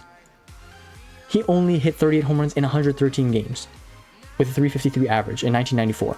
Like, that is a ridiculous stat line for having the base stats he has with only that amount of home runs. Like, Aaron Judge is jealous right now. Seriously, Aaron Judge 22 is jealous. This is a great card for White Sox teams. Playing him at first base might be a little bit hard. If you can get the fielding a little bit high for first base, that'd be good, but I would DH him if I were a White Sox team. This is an incredible hitting card. 74 base, just beautiful, beautiful, outstanding. Nothing like we've ever seen before with high hitting stats like that. Then for the prime, a Carlos Quentin 2008 was their prime card. Now, it is one overall less than his SIG card, which is a 69 base. He's an outfielder though, and it's not that much of a difference. He still gets that prime bonus, so technically he is a 69, quote unquote, with the prime bonus added to the grade increase. But still, a good outfield card. He had a good year. He's only a one-year card as well. So Carlos Quentin, nice to see him get a prime. And for the pitchers, the added pitcher for the White Sox was, or for the prime, it was Liam Hendricks 21, 70 base overall. Kind of wish there were another card that was out of the game. But Liam Hendricks had an outstanding year in 21, very well deserved. 70 base overall, and compared to the signature, it is the same base overall. For the signature pitcher that was added, it was Floyd Bannister. Almost forgot about that. Floyd Bannister, 72 base. I have his Mariners card. This is not a terrible White Sox card either. White Sox have outstanding pitching. This is actually one of the worst of the best, if that makes sense. 72 base, but everything's above 70. This would be great to train for finesse pitcher, dominant pitcher, slow starter. You know, any of those skills work really well with this card. 34 games started, 16 wins, 10 losses, 193 strikeouts, and a 3.35 ERA. Great starting pitcher for the White Sox. As far as ability goes, he is up there, like I said, but there's a couple other guys in front of him, so you may want to go for him. You may not as a White Sox team. Still solid overall. Next up, we have the Cleveland Guardians. For their pitching, they got Ubaldo Jimenez 2013. Now, as many of you know, Cleveland pitching in this game is the best. No question about it. It is ranked number 1 in the game. This, though, Ubaldo Jimenez, it's a okay starting pitcher, but it is nowhere near the quality of the best starters in the game for this team. He is like middle of the pack at best, if not towards the bottom of the starting pitching for the Cleveland Guardians. So it's good for newer teams, but if you're a seasoned Cleveland team with a lot of starting pitchers, probably not for you. And then for the relief pitching, David Ritzky from 2003. 2.29 ERA. He has 1 SIG in the game. If you can't get the SIG, go for this prime. 68 base overall. Relief pitcher. It is the only available relief pitcher other than Andrew Miller. So these two, honestly, you can't go wrong with Miller or Risky. Take one of them. They're great relief pitchers. And then for the batters here, I think they only got one batter, and it was Omar Vizquel right here. 71 base overall. 65 power, so this is a great 5-tool card. Vizquel is a switch hitter as well, so if you can get strength on him, that'd be really, really good. 333 average, 5 home runs, 42 stolen bases. Now, Vizquel has been in the game for a long time at this point, ever since 2018, I'm pretty sure, when they first added vintages. And it's about time. It's about time they gave him a SIG, 71 base. He has one for the Seattle Mariners, and I believe he has another one for a different team. I can't remember right now, but finally, Vizquel gets one for the Cleveland Guardians. And then for the batter prime, Andres Jimenez 2022, he's now playing for the Blue Jays. So now that he's off the team, kind of appropriate that they give him a prime player card for his former team in the Guardians. Great fielding for a second baseman. I thought he played shortstop for some reason. 297 average, 17 home runs, 20 stolen bases, 146 games played. Very, very solid card overall. We're charging through these guys. We still got a lot of teams to go. Next up, the Kansas City Royals. Now, for their SIG batter, they got Chili Davis 97, who's also a switch hitter. This is when he was getting a little bit older in his career, so this is only a DH card for Kansas City team. 68 base, hitting stats though, get a lot of boost from the left side being, or right side being very low. So this is an excellent DH card. 279 average, 30 home runs, 140 games played. Very solid card all around. For the batter prime, they gave Whit Merrifield a prime.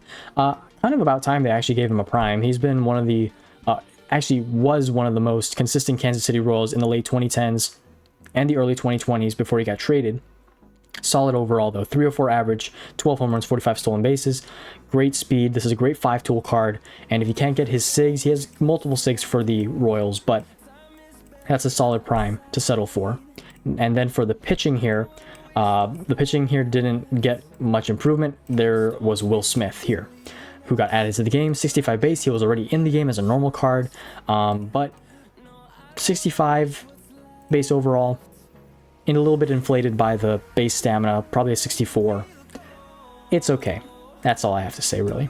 And then for the SIG, or for the prime, there's Luke Hochevar. 67 base, 54 stamina, 65 break, a good relief pitcher. Also only has one card in the game for the Kansas City Royals, so if you can't get the prime or the SIG, this prime is solid. Just that low base break is not appealing. That does it for Kansas City. Moving on to the AL West, we have the Angels. Now the Angels didn't get any SIG pitchers. They didn't get any SIG pitchers, which is kind of sad because the pitching for the Angels does need help. Even though they have Frank Tanana, Ohtani, Richards, their starting rotation is kind of weak at the latter end. When you get to Heaney, Santana, Sandoval, they're all 71 base, and they're still good, but unfortunately they didn't get any help with starting pitching from this update. They did get a relief pitcher, Joe Smith prime, and he has a SIG in the game, only 1 year, 68 base overall. It is their only relief pitcher position for their prime players, so he's a good pick from the player select event. And then for batters, they got 2 new batters. Let's look at the first one here, which is this DeCensis, 70 base overall. Doug DeCensis hit 30 home runs and a 301 average in 153 games, and he has 76 base power with 77 contact, 73 eye.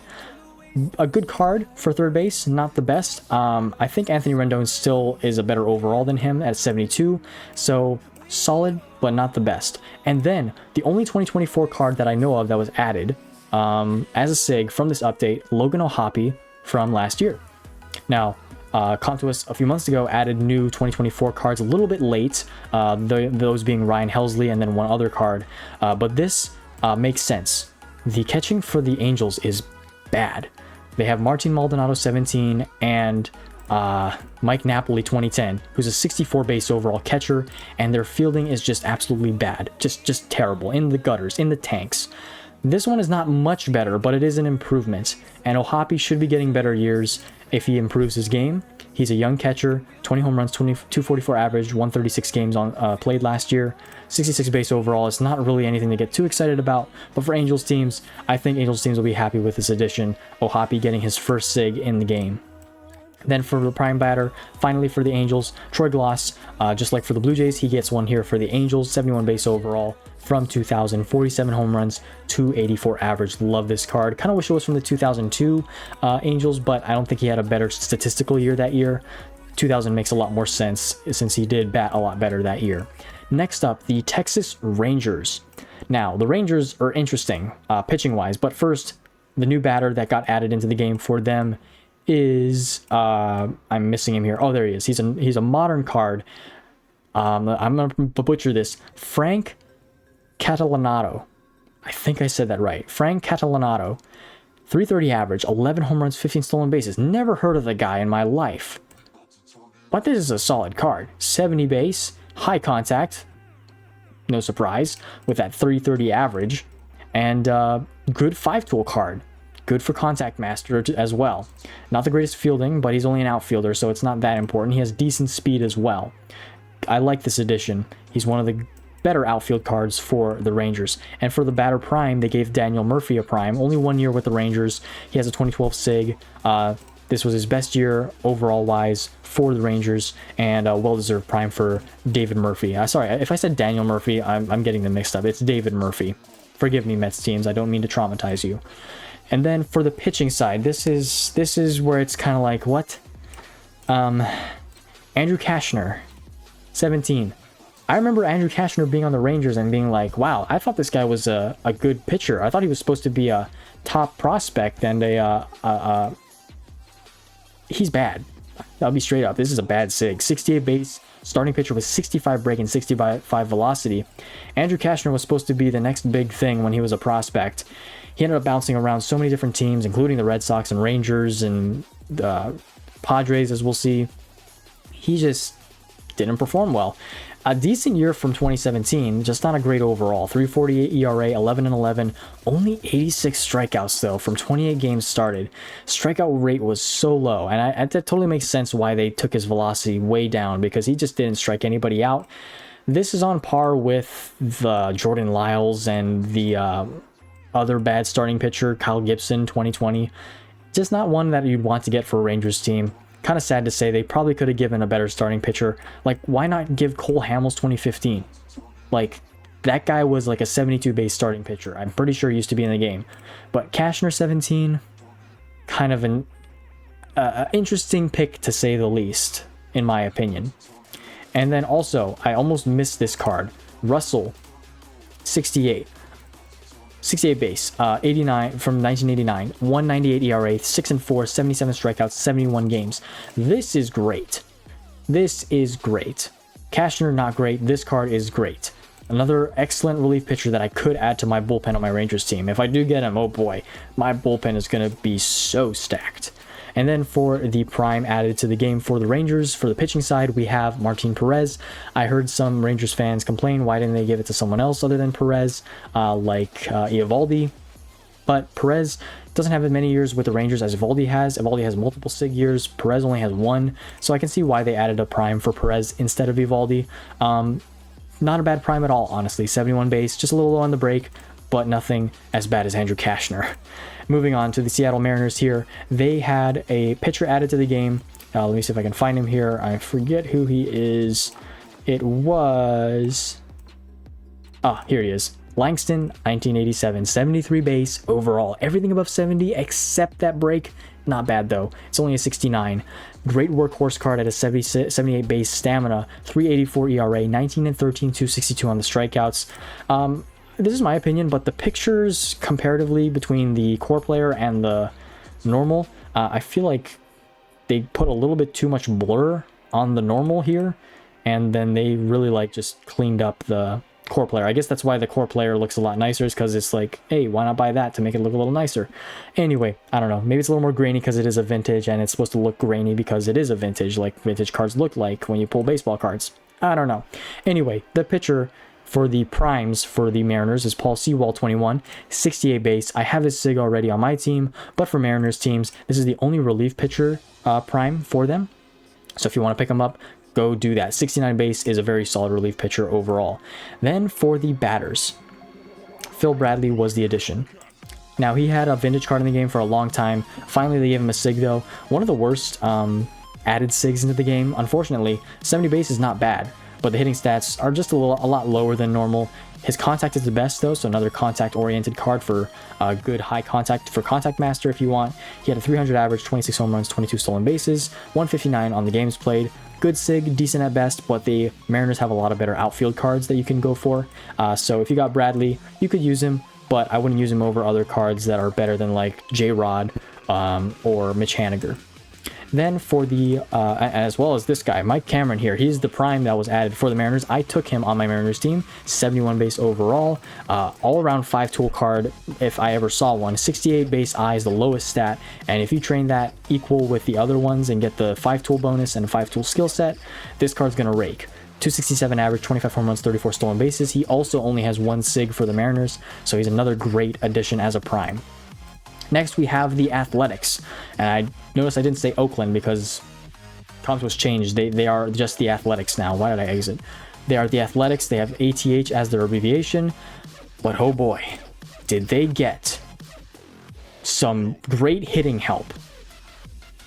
Look at this guy, Big Mac, 96, and you guys wouldn't believe me if I said this was not even the best McGuire in the game. We're going to get to the best McGuire in the game in just a little bit. 94 base power. Insanity. Absolute insanity. That is amazing. And well-deserved. 52 home runs in 1996, 312 average. Aaron Judge, is throwing fits right now with only 90 base power. Like, 81 base I to go along with that. Just amazing. First baseman, lower on the fielding, but with a sig bonus. That's you could get this up to 99 base power if you use the base stat adjustment ticket. And that is insane. Beautiful Mark McGwire card. His only card in the game. Just what an addition. What an addition. Now, Sosa has been added. McGuire's in the game. Can Barry Bonds be next? I don't know. Let me know your guys' thoughts in the comment section down below. That is the new batter for the A's. And then for their prime batter, they got Jed Lowry. Great overall card. This was his best year war-wise. 23 home runs, 267 average. He's a switch hitter, so good for strengthening the strength. And he's pretty decent for 5-tool. If you can get that speed up, he'd be a great 5-tool card as well. Now, for the pitching side, the new pitcher that they got added was this Mike Moore from 1989. This is when the A's went to the World Series. I think they lost to the Giants that year. Or they may have beaten the Giants. They lost in 1990 to the Reds. This was their World Series winning year. He won 19 games, 11 losses, 172 strikeouts, and a 2.61 ERA. Overall, great card. 72 base, kind of middle of the pack for the A's. The A's have some great starting pitching. Actually, not middle of the... What am I saying? He's at the very top in ability. He's the 4th best starter. So, good for A's. Good for A's teams right here. Improving that starting pitching overall. He could be next to Vital Blue. That's a great 1-2 punch. All right, and then for their prime, I didn't notice the A's had this many primes, but the newest prime added is Frankie Montas. 71 base, he's no longer on the team. This was his best year with the team. 207 on the strikeouts, 13-9 record, and a 3.37 ERA. 32 games played. Pretty sure Montas is on the Reds now. If you guys know where he is, for sure, I remember him last being on the Reds, but this is a great athletics prime. It is a couple of starting pitchers primes, actually one of the worst. So if you get him, he's still good at a 71 base. You do want Mulder, Bassett, or Sonny Gray ideally, though. That does it for the athletics. Now, Houston Astros. They have some interesting additions into the game. On the pitching side, they got a relief pitcher, Anderson 89, Larry Anderson, 1.54 ERA, 4-4, 3 saves, 85 strikeouts, 60 games played. I love this core player, by the way. It makes him look so much more menacing, in my opinion, with the shadow over his face. It just makes him look that much more intimidating as a relief pitcher. 67 base overall, above 70 on every important stat, and only 55 on the stamina. I'd like to have this on my Astros team eventually. And then for the pitchers, they also got a relief pitcher for the prime. Chris Davinsky, 2016. He also has a couple good years for the Astros. 2017, 2016 are the best. I believe 17 is a 66. And the 16 SIG is a 69, I'm pretty sure. The prime is a little bit worse. But still, it is it is the only relief pitcher position prime for the Astros. So if you need a relief pitcher fast, he's the one you want to go for the Astros. And then for the batters, oh man, I love this addition. Taka on my Discord server is in love with this new card for the Astros. Craig Biggio. We have 2 Biggios in the game now. Kevin Biggio, his son, and now Craig Biggio. 73 base. Great hitting card overall. I'm surprised nothing is above 80. High contact again, like a lot of the other cards. 309 average, 22 home runs, 47 stolen bases, 162 games played. Craig Biggio was a beast back in the day for the Astros. Love this card. Great that they added him into the game. And I hope to get that one day. It is the 2nd best overall player on the Astros. Next to Altuve. And now, speaking of Altuve, Biggio's a second baseman. Altuve finally has somebody else as competition if you're an Astros team. Like, if you want the best Astros second baseman, you could get Biggio or Altuve. It's arguable between the two, which one's the better card. Altuve, you could say, because of the hitting stats. Biggio, though, has the better fielding. Still good hitting stats, higher contact. Pretty cool to see them finally add a different second baseman for the Astros.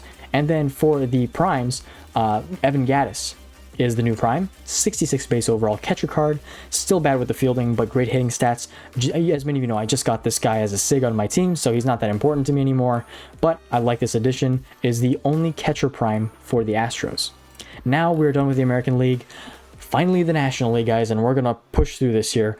If I haven't got to your team yet, and if you're still watching this video, thank you so much. Please don't forget to leave a like down below and subscribe to the channel. Let's look at the Phillies batters. The only SIG batter added to the game, Richie Ashburn. This card is weird. I'm going to say it straight up. This card is weird. 71 base, 83 eye and 83 contact, but 64 power. Like, what? Like, if there were ever a contact master, it's Richie Ashburn here from 1955. And I understand why he has such low power. 3 home runs. It's like Ozzie Smith. 12 stolen bases, a 338 average. He probably walked a lot too. He looks like he's a shorter guy. This is a weird card. And not in a bad way. It's weird in a good way. I wonder how this card would do. Training for 5 tool might not be ideal because of the low stats. You probably could. This is an interesting Phillies sig, to say the least, and it's pretty cool that ComTwist is kind of putting cards in with weird stat adjustments and weird stat differences. I love that card in a good way. All right, and then the prime for the batters for the Phillies, Shane Victorino 09.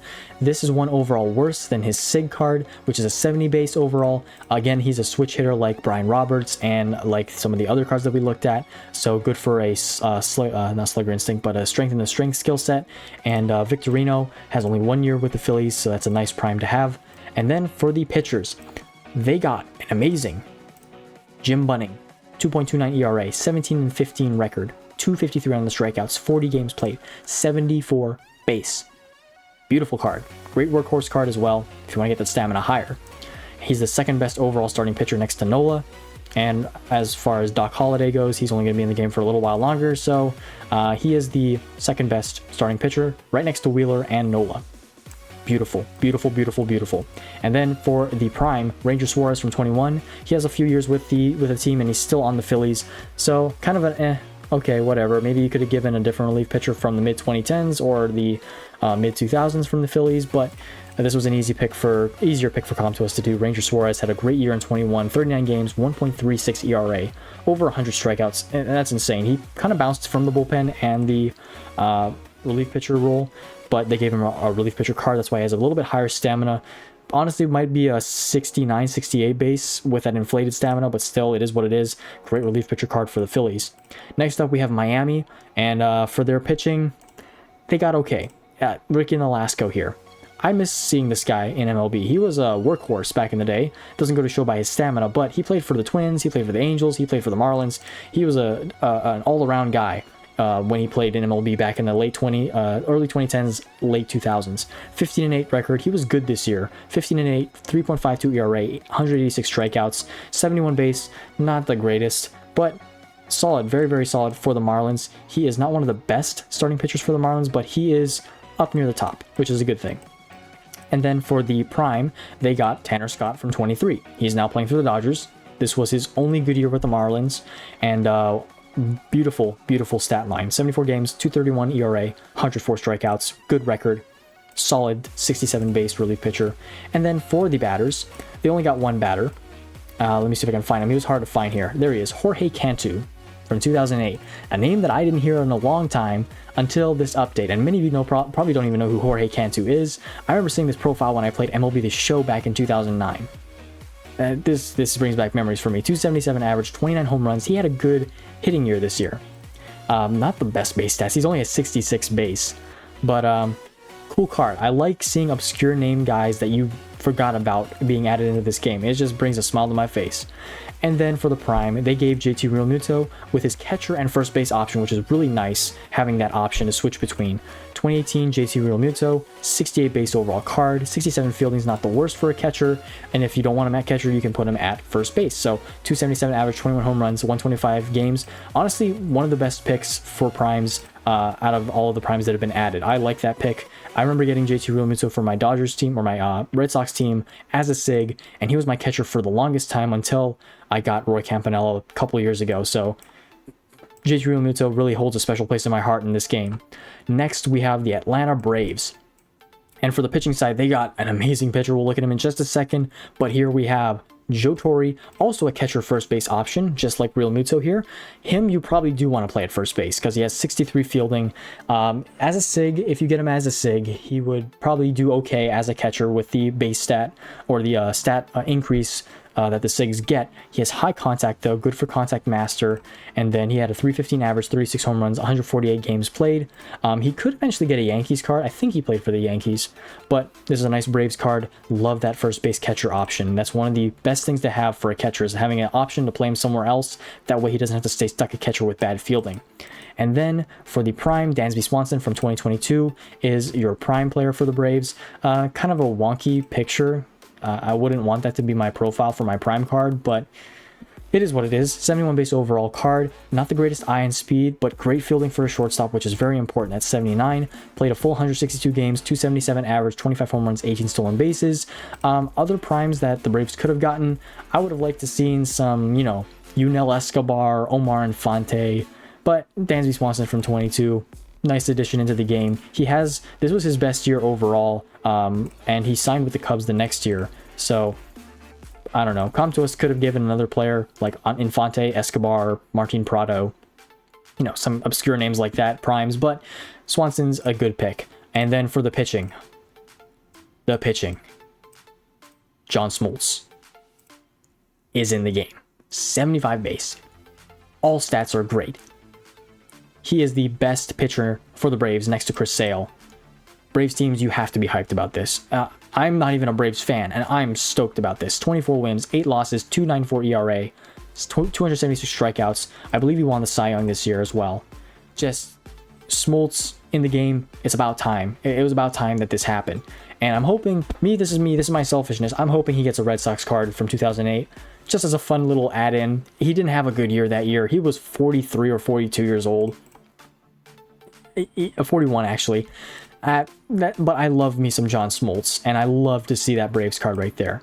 Beautiful, beautiful addition into the game. Braves teams, let me know what you think about him in the comments section. And then for the prime, Max Fried from 22, arguably his best year with them. He's now playing for the Yankees. 170 strikeouts, 14-7 record, 2.48 ERA, 73 base overall, nothing below 70 base. Amazing prime card for them. Again, you could have taken some pitchers from the past like Tim Hudson, even, you know, Shelby Miller. You could have given, you know, said Tim Hudson already, but there's other good, Jair Jurrens, if anyone remembers Jair Jurrens from 2010, Johnny Venters from 2010.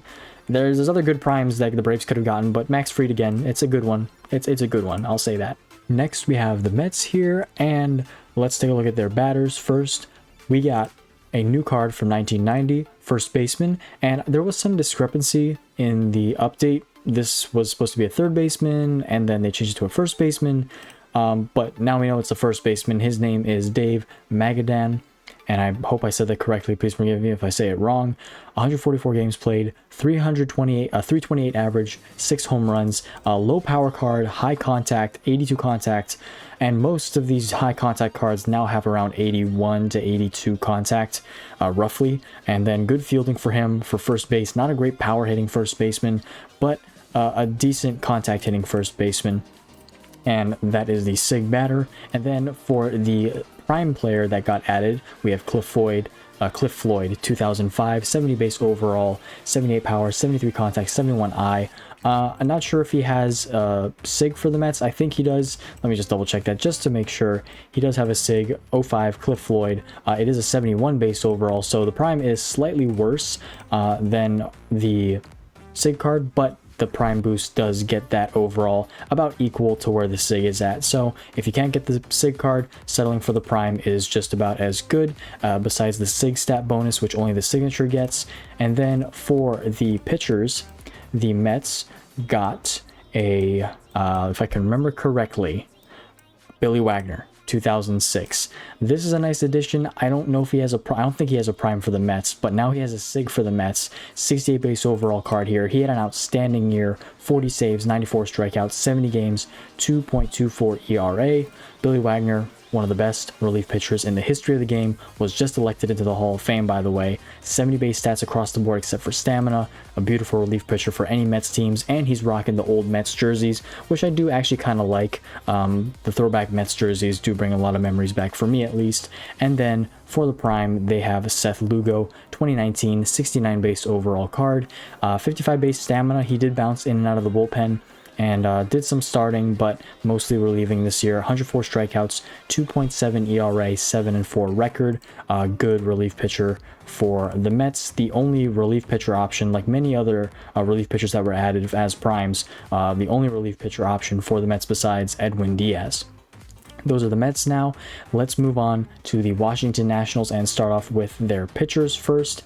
Now, I didn't really pay much attention to what the Nationals got. They weren't the most interesting team, but for the starting pitching, they got one new SIG. This Langston here, he got 2 cards actually, now that I notice, a Mariners card and now a Nationals card. 16-14 record, 235 strikeouts, 2.74 on the ERA, and 34 games started. 73 base overall, very similar to his Mariners card right there. So not much of a difference, just maybe a little bit on the stamina and maybe the velocity, break, and location, and maybe the fastball. But a great starting pitcher card, top tier starting pitcher card for the Nationals as far as ability goes. If we look at the ability, he is in the top 10, so very solid if you pull him as a Nationals team. For the Nationals prime, they got added to the game a Sean Kelly, 2016. He does have a SIG, and this is his only year in the game. He had a 2.64 ERA and 80 strikeouts with 67 games played, so very solid card. He again was the only prime added across all the Nationals that, or what am I saying? He's the only Nationals relief pitcher prime that was added. You also have Hunter Harvey, Tyler Clippard, and also Cordero. So there's quite a few primes to pick from as far as the relief pitchers go. And then for the batting side of things, Tim Raines, 1987, MLB The Show legend again. This time though, he's in MLB 9 innings, 74 base overall, high contact. He's a switch hitting card, 18 home runs, 50 stolen bases, 330 average. Honestly, he should have gotten higher speed with that amount of stolen bases, but I'll take the higher contact over that if I'm a Nats team. 74 base is nothing to sneeze at either. Good for strength and the strength. And then for the prime for the Nationals, Oswaldo Cabrera got the prime from 2003. He has 1 card in this game, which is also a SIG. Shortstop here, so that higher fielding at 70 base is amazing. And then he had a 297 average, played all 162 games, 17 home runs, 24 stolen bases. Great shortstop card for the Nationals. Might be the best overall shortstop that you can pick up. And besides Trey Turner, almost forgot about Trey Turner, no disrespect to him, but Oswaldo Cabrera is pretty nice. Next up, okay, we're with the Cardinals now, and this is where it gets really crazy. Pitching wise, Cardinals, I don't think they didn't get any pitchers for the SIGs, but they did get a pitcher prime. They got Giovanni Gallegos from 2021, 68 base. It's a good relief pitcher. He has multiple years though, so to get this prime, you do want to get the prime first before you upgrade a normal. If you get the normal first, and I wouldn't even upgrade the prime, in my opinion, when a base overall card, normal card is not too much better or is equal to your prime card and you already have the normal developed, I wouldn't put the prime in over them because it's only a slight difference. It's only like 5 overall points better at 5 points better, and not maybe not even overall better at most. But Giovanni Gallegos, if you get this prime as a Cardinals team, it's a solid reliever, the only reliever for the Cardinals as a prime, so take him while you can. Jason Mott, also a decent relief pitcher, but only 66 base. Giovanni leading the way with a 68 base for the Cardinals. And guys, we may have the most groundbreaking, out of this world, phenomenal, words cannot describe this hitting card. Mark McGwire, 98. No picture yet, as we saw in the notice. But look at how crazy that power is. 98 base power. You could get this card to have 103 base power with a stat adjustment ticket to the base stats. Cardinals teams, Sveinson, come out of retirement, bro. You need this card. Goldie fan, you're probably jumping for joy.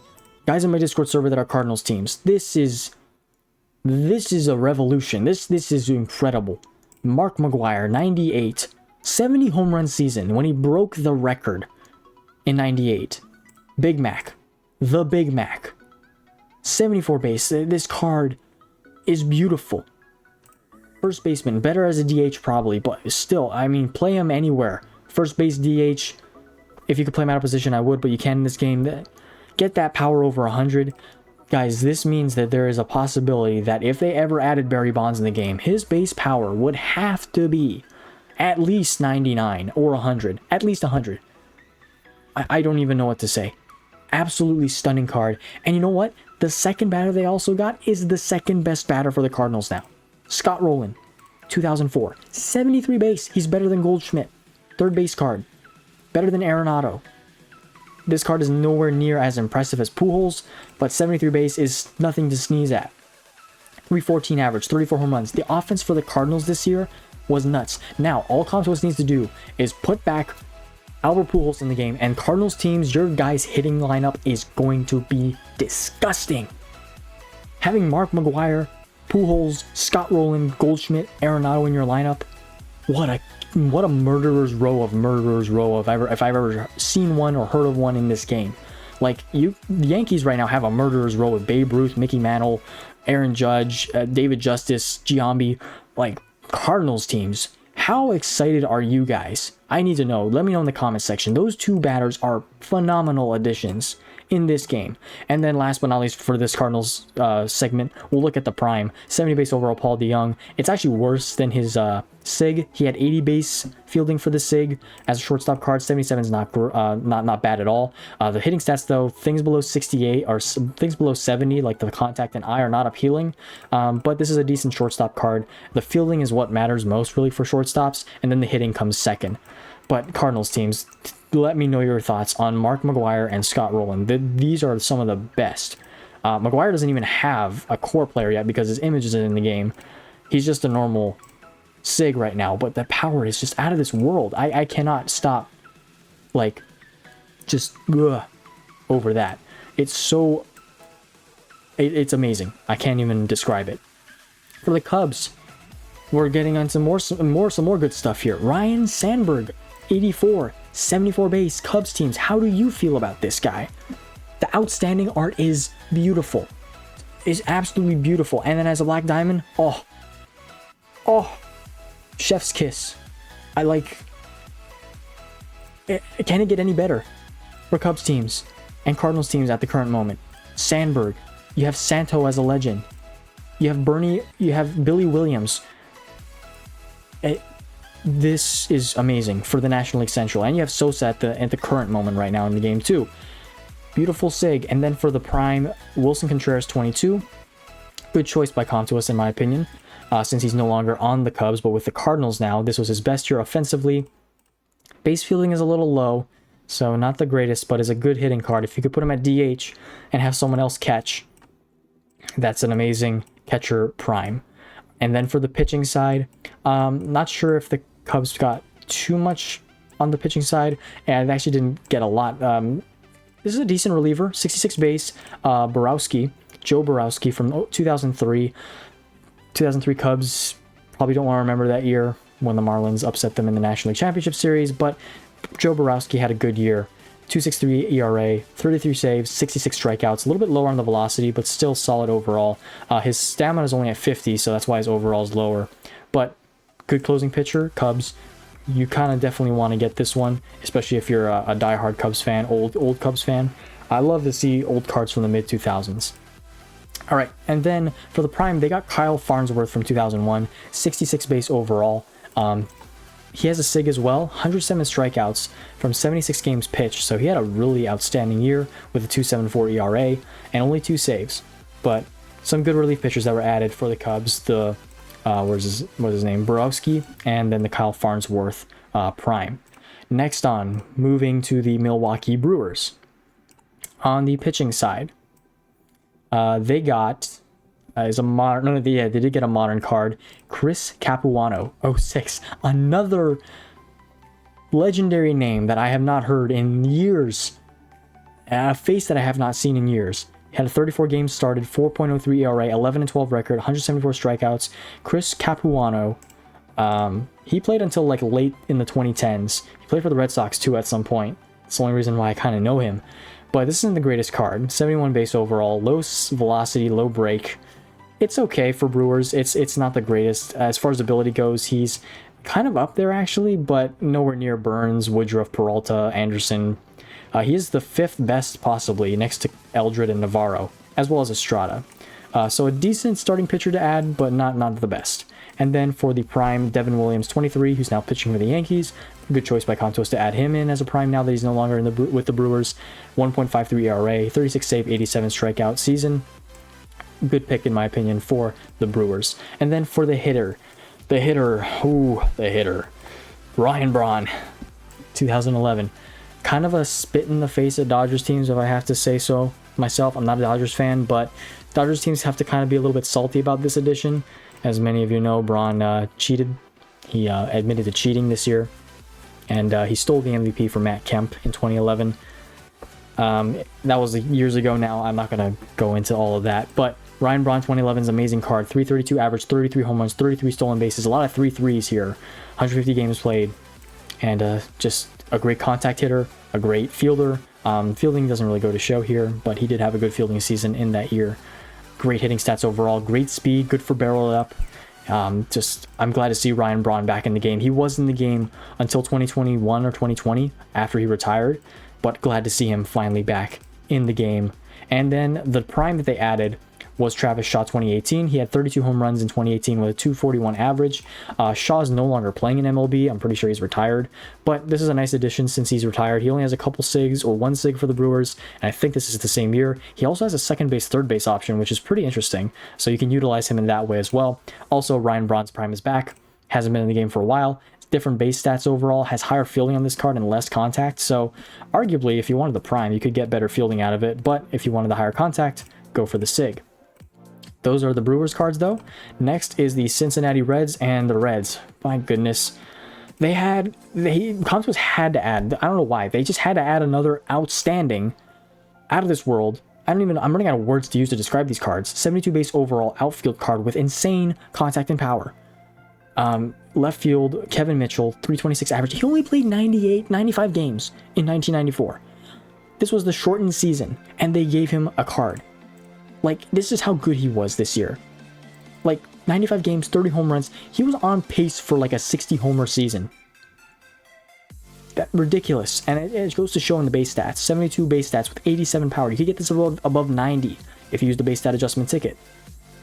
Just incredible. Incredible. And if you look at the best cards for the Reds, all of them are vintages. Like, forget the normal, forget the TJ Friedels, forget the Jonathan India, Matt McClain. Let's go for the vintages if you're a Reds team. Reggie Sanders, Mitchell, Foster, Larkin, and Davis are out of this world.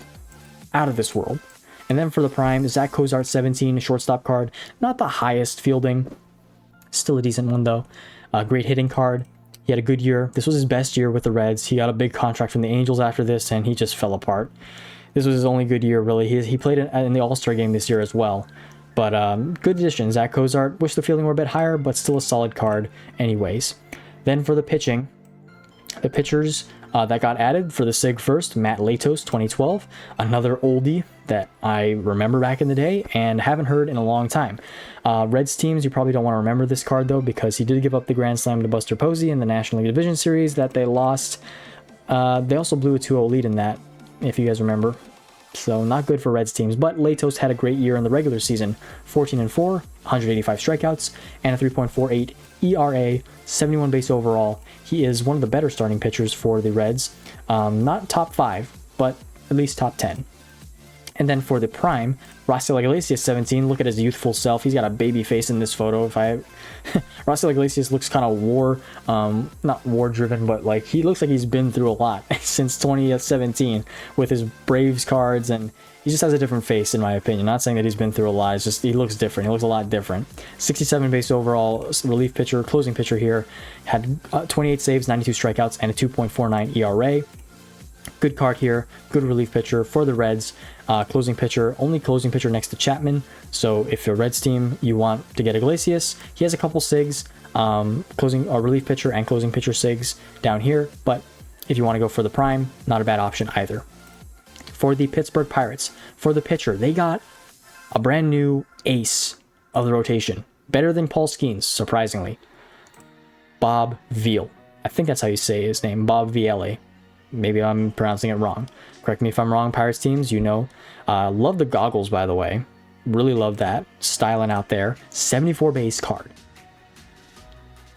I don't know what else to say. Just great that the Pirates get better starting pitching, and now their top 5 are VLA or Vale, Cole, Skeens, Burnett, and Drabek. Awesome top 5 to have for pitchers for Pirates teams. And then for the prime, Aroldis Chapman 24. They got a picture for his Pirates here. Why didn't they get a picture for his Yankees here? I don't know. That's come to us knows. Only they know. 66 base. This is his lowest based overall prime. And as someone pointed out to me, he now has a prime for the Pirates, the Yankees, the Cubs, and the Reds. Chapman has so many primes in this game. It's insane. But good primes at that. And then for the batter, Willie Stargell, 71. Also could have been a historic player, supreme player, but they gave him a SIG, which is not a bad thing. I'm not complaining about that. This is amazing. 72 base. He's the 3rd best hitter for the Pirates. 141 games played, 295 average, and 48 home runs.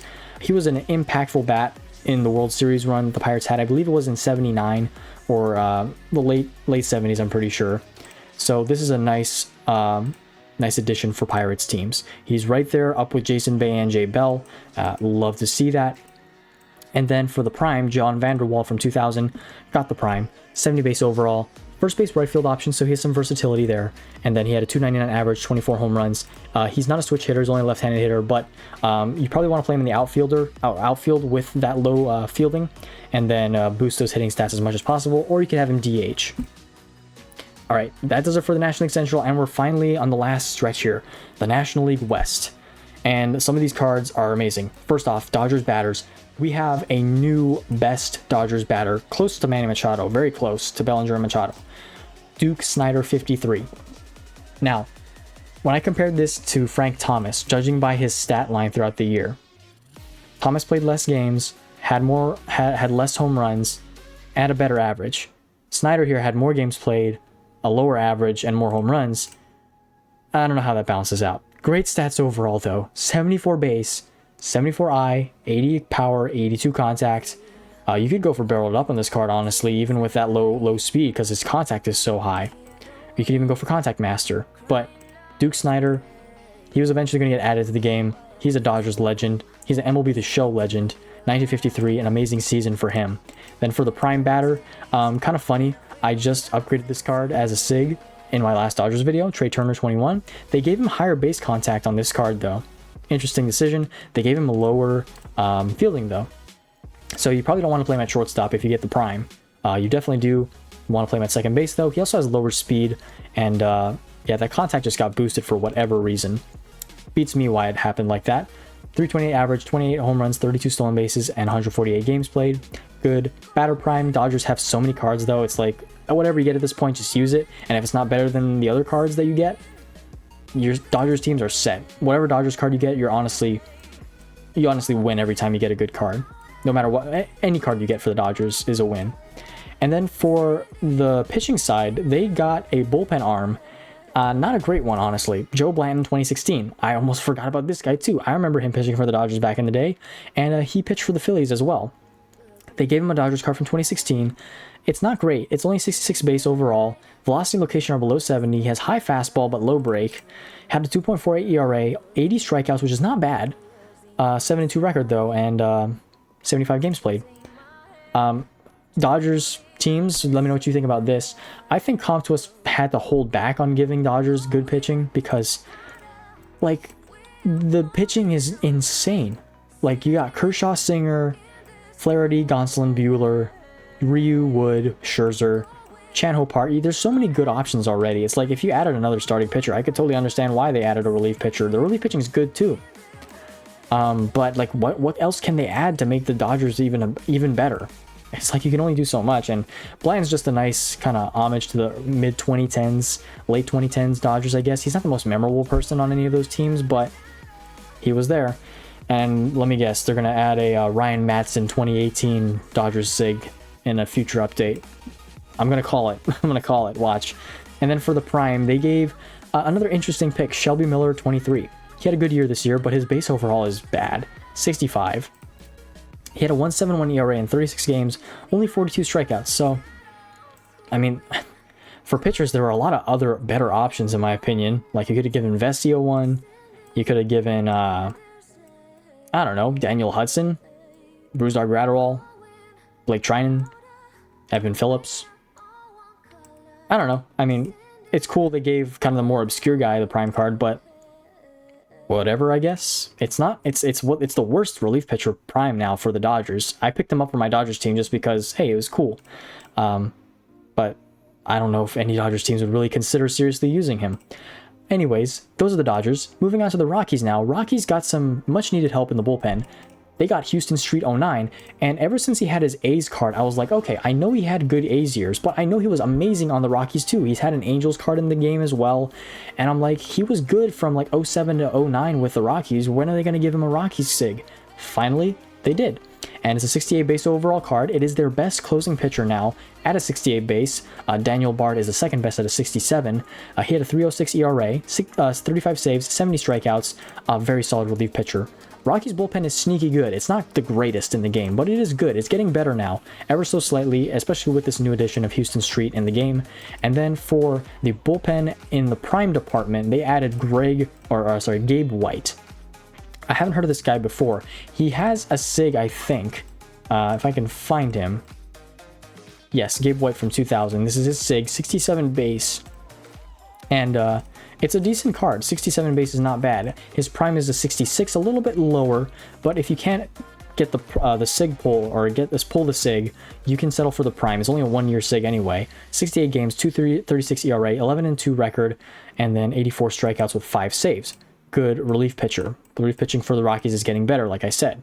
And then for the batters, they got an interesting obscure name that I've never heard of before. This guy here, who when I first saw him, I was like, this is the Gary Sheffield from Wish. Tell me that's not Gary Sheffield's face. Maybe I'm going crazy. I don't know. It's late at night for me. 302 average, 28 home runs, 6 stolen bases, 157 games played for Jay Payton. Never heard of him before. From 03, 69 base. Not a great hitter for left field, but if you get him, he's usable. He's not the most atrocious thing you've ever seen. He's not the greatest, though. And he's got high contact, again, like most other players that were added. So good for Contact Master. And then for the prime, Jim Hammonds from 2000 was the prime card. High contact, again. 71 base overall. Jeffrey Hammonds. 122 games played, 20 home runs, 14 stolen bases, a 335 average. Explains the high contact. 3 more teams to go here. Coming down the stretch. A new best batter for the Giants. Willie McCovey. 1969, bombastic stats and a beautiful, outstanding card art. 73 overall. Hitting stats speak for themselves. 85 power, 81 contact, 84 eye. Amazing. 320 average, 45 home runs, 149 games played in 1969. Willie McCovey, a legendary Giant. Well deserved to be the best hitter for the Giants now since the last update. For the prime batter, they gave Ray Durham from 2006 a prime, 71 base, good hitting stats, good fielding, second base card, 137 games. He's a switch hitter, so another good card for strength in the strength, 26 home runs, 293 average. Now, for the pitchers, they got a modern sig, actually a pretty recent guy, and that guy is Anthony DeSclafani. Now, when you think of the 2021 Giants, you don't think of Anthony DeSclafani. You think of Kevin Gausman, Brandon Crawford, Buster Posey. Compto decided to pick out Anthony DeSclafani, and he did have a good year that year. 3.17 ERA, 13-7 record, 152 strikeouts, 31 games. He hasn't had a season like it since. He does have a sig for the Reds from 2019, but this overall was his best year by far. 71 base overall, not the greatest pitcher, but he's middle of the pack. He's usable. He's actually the 7th or 8th best starting pitcher for the Giants now, unless they add Mad Bum back in the game. He would get bumped down, but not a bad pick in my opinion. A pretty obscure pick if I would say so myself, but not a bad one. They did give Kevin Gausman a prime though. I feel like it should have been flipped. Gausman should have gotten the sig. Maybe not. Gausman has a couple sigs for the Giants already, so I think he has a 21 sig actually, so I'm just speaking out of turn. 73 base overall prime though. If you can't get the 21 sig, this is a good settlement. Good velocity and fastball and break and location. 14-6, 227 strikeouts, 281 ERA. Break's actually a little bit low, so if you want to train for finesse, you probably want to get that break a little bit higher. So that's the Giants. Now the Padres. For the Padres, they got for their pitching Andrew Cashner. So this one is much better than the Rangers Cashner. Still, again, low on the velocity and the break. He just did not have a lot of good strikeout stuff. 128 strikeouts in 31 games. He was not a K guy. He could not punch tickets by any means, but he got the job done in this year. 2013, 3.09 ERA, 10-9 record, 71 base overall. Not great, but not bad. He's middle of the pack, quite literally middle of the pack of the starting pitchings for the Padres. For the prime, Yu Darvish, 22, 74 base, one of the best primes added. He now has a prime for the Rangers, the Padres. Not sure if he has any primes for any other teams. Oh, actually, he does have for the Cubs. So he has 3 primes in the game now. This one, I think, is his best next to his Rangers. Rangers is 75 base. This is 74 base. Beautiful card. Base stats are pretty much the same except for fastball and location. And then the record is 16-8 with 197 strikeouts, 30 games played, 3.10 ERA. For the batters, we have Reggie Sanders, 1999, and he has a card for the Diamondbacks in 2001. I have that card on my Diamondbacks team. This one, though, not quite as good on the power side, but very, very close.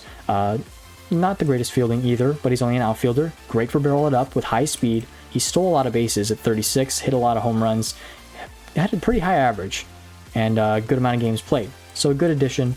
Reggie Sanders is right there. And then for the prime, Chase Headley's out of the game again, by the way. I did not see that coming. Ryan Klesko is the new San Diego Padres first baseman prime. And he has a SIG, has had a SIG in the game for a long time. But now they give him a prime. Good settlement for free-to-play teams if you can't end up getting the signature. And then finally, we have the Arizona Diamondbacks. Now, they didn't get any batters. And kind of understandable. They have a lot of good batters. Gonzalez, Goldschmidt, Marte, Carroll, Sanders, Finley, Walker. Good amount of hitting cards. For the prime, they got Nick Ahmed, 19. Now, this is a strange pick in my opinion, simply because Nick Ahmed might be out of the league soon, and they might lose the rights to him. So for them to give him a prime, like, I don't see Nick Ahmed playing in the league for much longer. He's getting up there in age at 35, and he's not the same defensive player he was, and he's not the same offensive player he was in 2019. This is a good card, don't get me wrong. 76 base fielding, he was a great defensive guy back in that time. But now, he may not be in the game for much longer, so an interesting pick in my opinion. For the pitchers, though, one good thing and one absolutely terrible thing. The good thing first. Let's get the good news first. Brandon Webb 06 has a SIG now, and I'm excited because this is one of the best SIGs for the Diamondbacks. His prime is also back in the game now because he has this SIG, so I'm excited. 178 strikeouts, 3.10 ERA, 16-8 record, 33 games played. He was a workhorse for the Diamondbacks during the mid-2010s or 2000s, and if he's a 4th best starting pitcher, which is great. I hope to get him eventually on this D-backs team. But then, what was Contuas thinking when they added this guy back? Addison Reed, 63 base? Come on, man. Like, why? 60 base break. If he has any breaking pitches, he's getting destroyed. 4.25 ERA, 1-7 record, 30. I feel like Contuas was, picking the last few SIGs and like, okay, guys, we're at the Diamondbacks. Well, who do we want to give the Diamondbacks? And they were just scrambling, and they were like, let's pick a random guy. Addison Reed from 2014. Come on, Contuas. Now, by the way, the Diamondbacks pitching is the worst relief pitching in the game. They have 2 of the worst relief pitchers in their bullpen available. This Swindell is also a 63 base, and you got Reed, who's a 63 base now. He had a good year. I mean, his ERA was bad. He had good strikeout rates. He had good saves. He had a lot of games played. His ERA wasn't the greatest, but it's like, did he just like have a bad breaking ball or something? I don't. What was Contuas thinking? And not only that, they have also a bad Scott McGough, who's only a 64 base. He got a better base overall, and he had a worse ERA. And a similar amount of games. I don't understand this. This baffles me. Like this last one here, like why this SIG? Like Addison Reed had some better years with the Diamondbacks, I think. He didn't have all bad years with them. He had a couple of good years. But like the base overall it's a strange decision in my opinion. Let me know what you guys think about that. And then for the prime, I think they should have given like someone else like Brad Ziegler has a SIG in the game already, but something along the lines of like 67 base like this. just, I don't know, 67 base here. Good Brad Ziegler card. Not going to complain about this. This is a great. Velocity is the only low thing, but understandable. He wasn't a fast pitcher. Had very little strikeouts, so giving him that much velocity is actually generous, in my opinion. Like, but Addison Reed is just baffles my mind. 185 ERA on this card, 66 games played, 30 saves. He was the closing pitcher in 2015. I hope they eventually add his Red Sox card back in the game. But after all that, guys, that was a marathon. What an amazing addition to this game. We have new ranked system coming out, new skills, new cards in the game. Also, guys, before I end the video, I forgot to mention there are live cards in the game now. Sorry for forgetting to mention that. I should have mentioned this at the beginning of the video. There are live cards. If you go by year, you can check out your live cards in the game. Some of them don't have profile photos yet, like Alex Bregman right here for my Red Sox, and eventually they're going to get their profiles and updated stats. Live updates come usually every 2 weeks on Wednesdays, so stay tuned for that. The next live update, you should see updated rosters. If there are players that you're like, hey, where are they? Why are they missing? Just wait. Comtos is going to add them. Just give them the next couple weeks. They may end up actually patching this because they have to add Aroldis Chapman's picture and Mark McGwire's picture. So they may do that in the next update. Next update, I don't know, might be 2 weeks, might be only a week from now. That's up to them. But live cards are in the game. 2025 cards are available now. So if you want to get them or try to get them, play League Mode. They have live player packs that are available from League Mode that you can obtain from playing games. But guys, that was a lot of talking for me. That was a lot to go over. I'm tired. It is late at night. I probably should be asleep by now. But if you guys did enjoy this video, please let me know what you think about the new update, the new cards, the Supremes, the SIGs, the new Mark McGwire power, all that. Oh my goodness. Like, there's so much good to love about this, and there's so much bad as well, like the Addison Reed. And the questionable decision to add more Yankees instead of adding more variety of Supremes for the Supreme cards. There's so much to talk about. Let me know in the comment section what you think. If you guys did enjoy this video, please leave a like down below, hit share and subscribe. It really helps me out, and I do appreciate your guys' support. Feel free to also check out the other MLB 9 Innings YouTubers in the description box down below. They make great MLB 9 Innings videos. I know you guys would enjoy them, and they'd really appreciate your guys' support. Also, feel free to follow me on Instagram, Reddit, and Discord. I have those links in the description box down below. And if you want to join my Discord server, I'm willing to help you out there. If you have any questions about the game, leave them in the comment section down below as well. And with all that said and done, that's going to be it for me today. Have a great rest of your guys' day. I hope you guys can get all the new SIGs that you want for your team and get them upgraded. And looking forward to what 2025 has for the MLB season to offer. Really excited. Have a great rest of your guys' day. God bless you all. Jesus loves you guys. I'll catch you in the next video.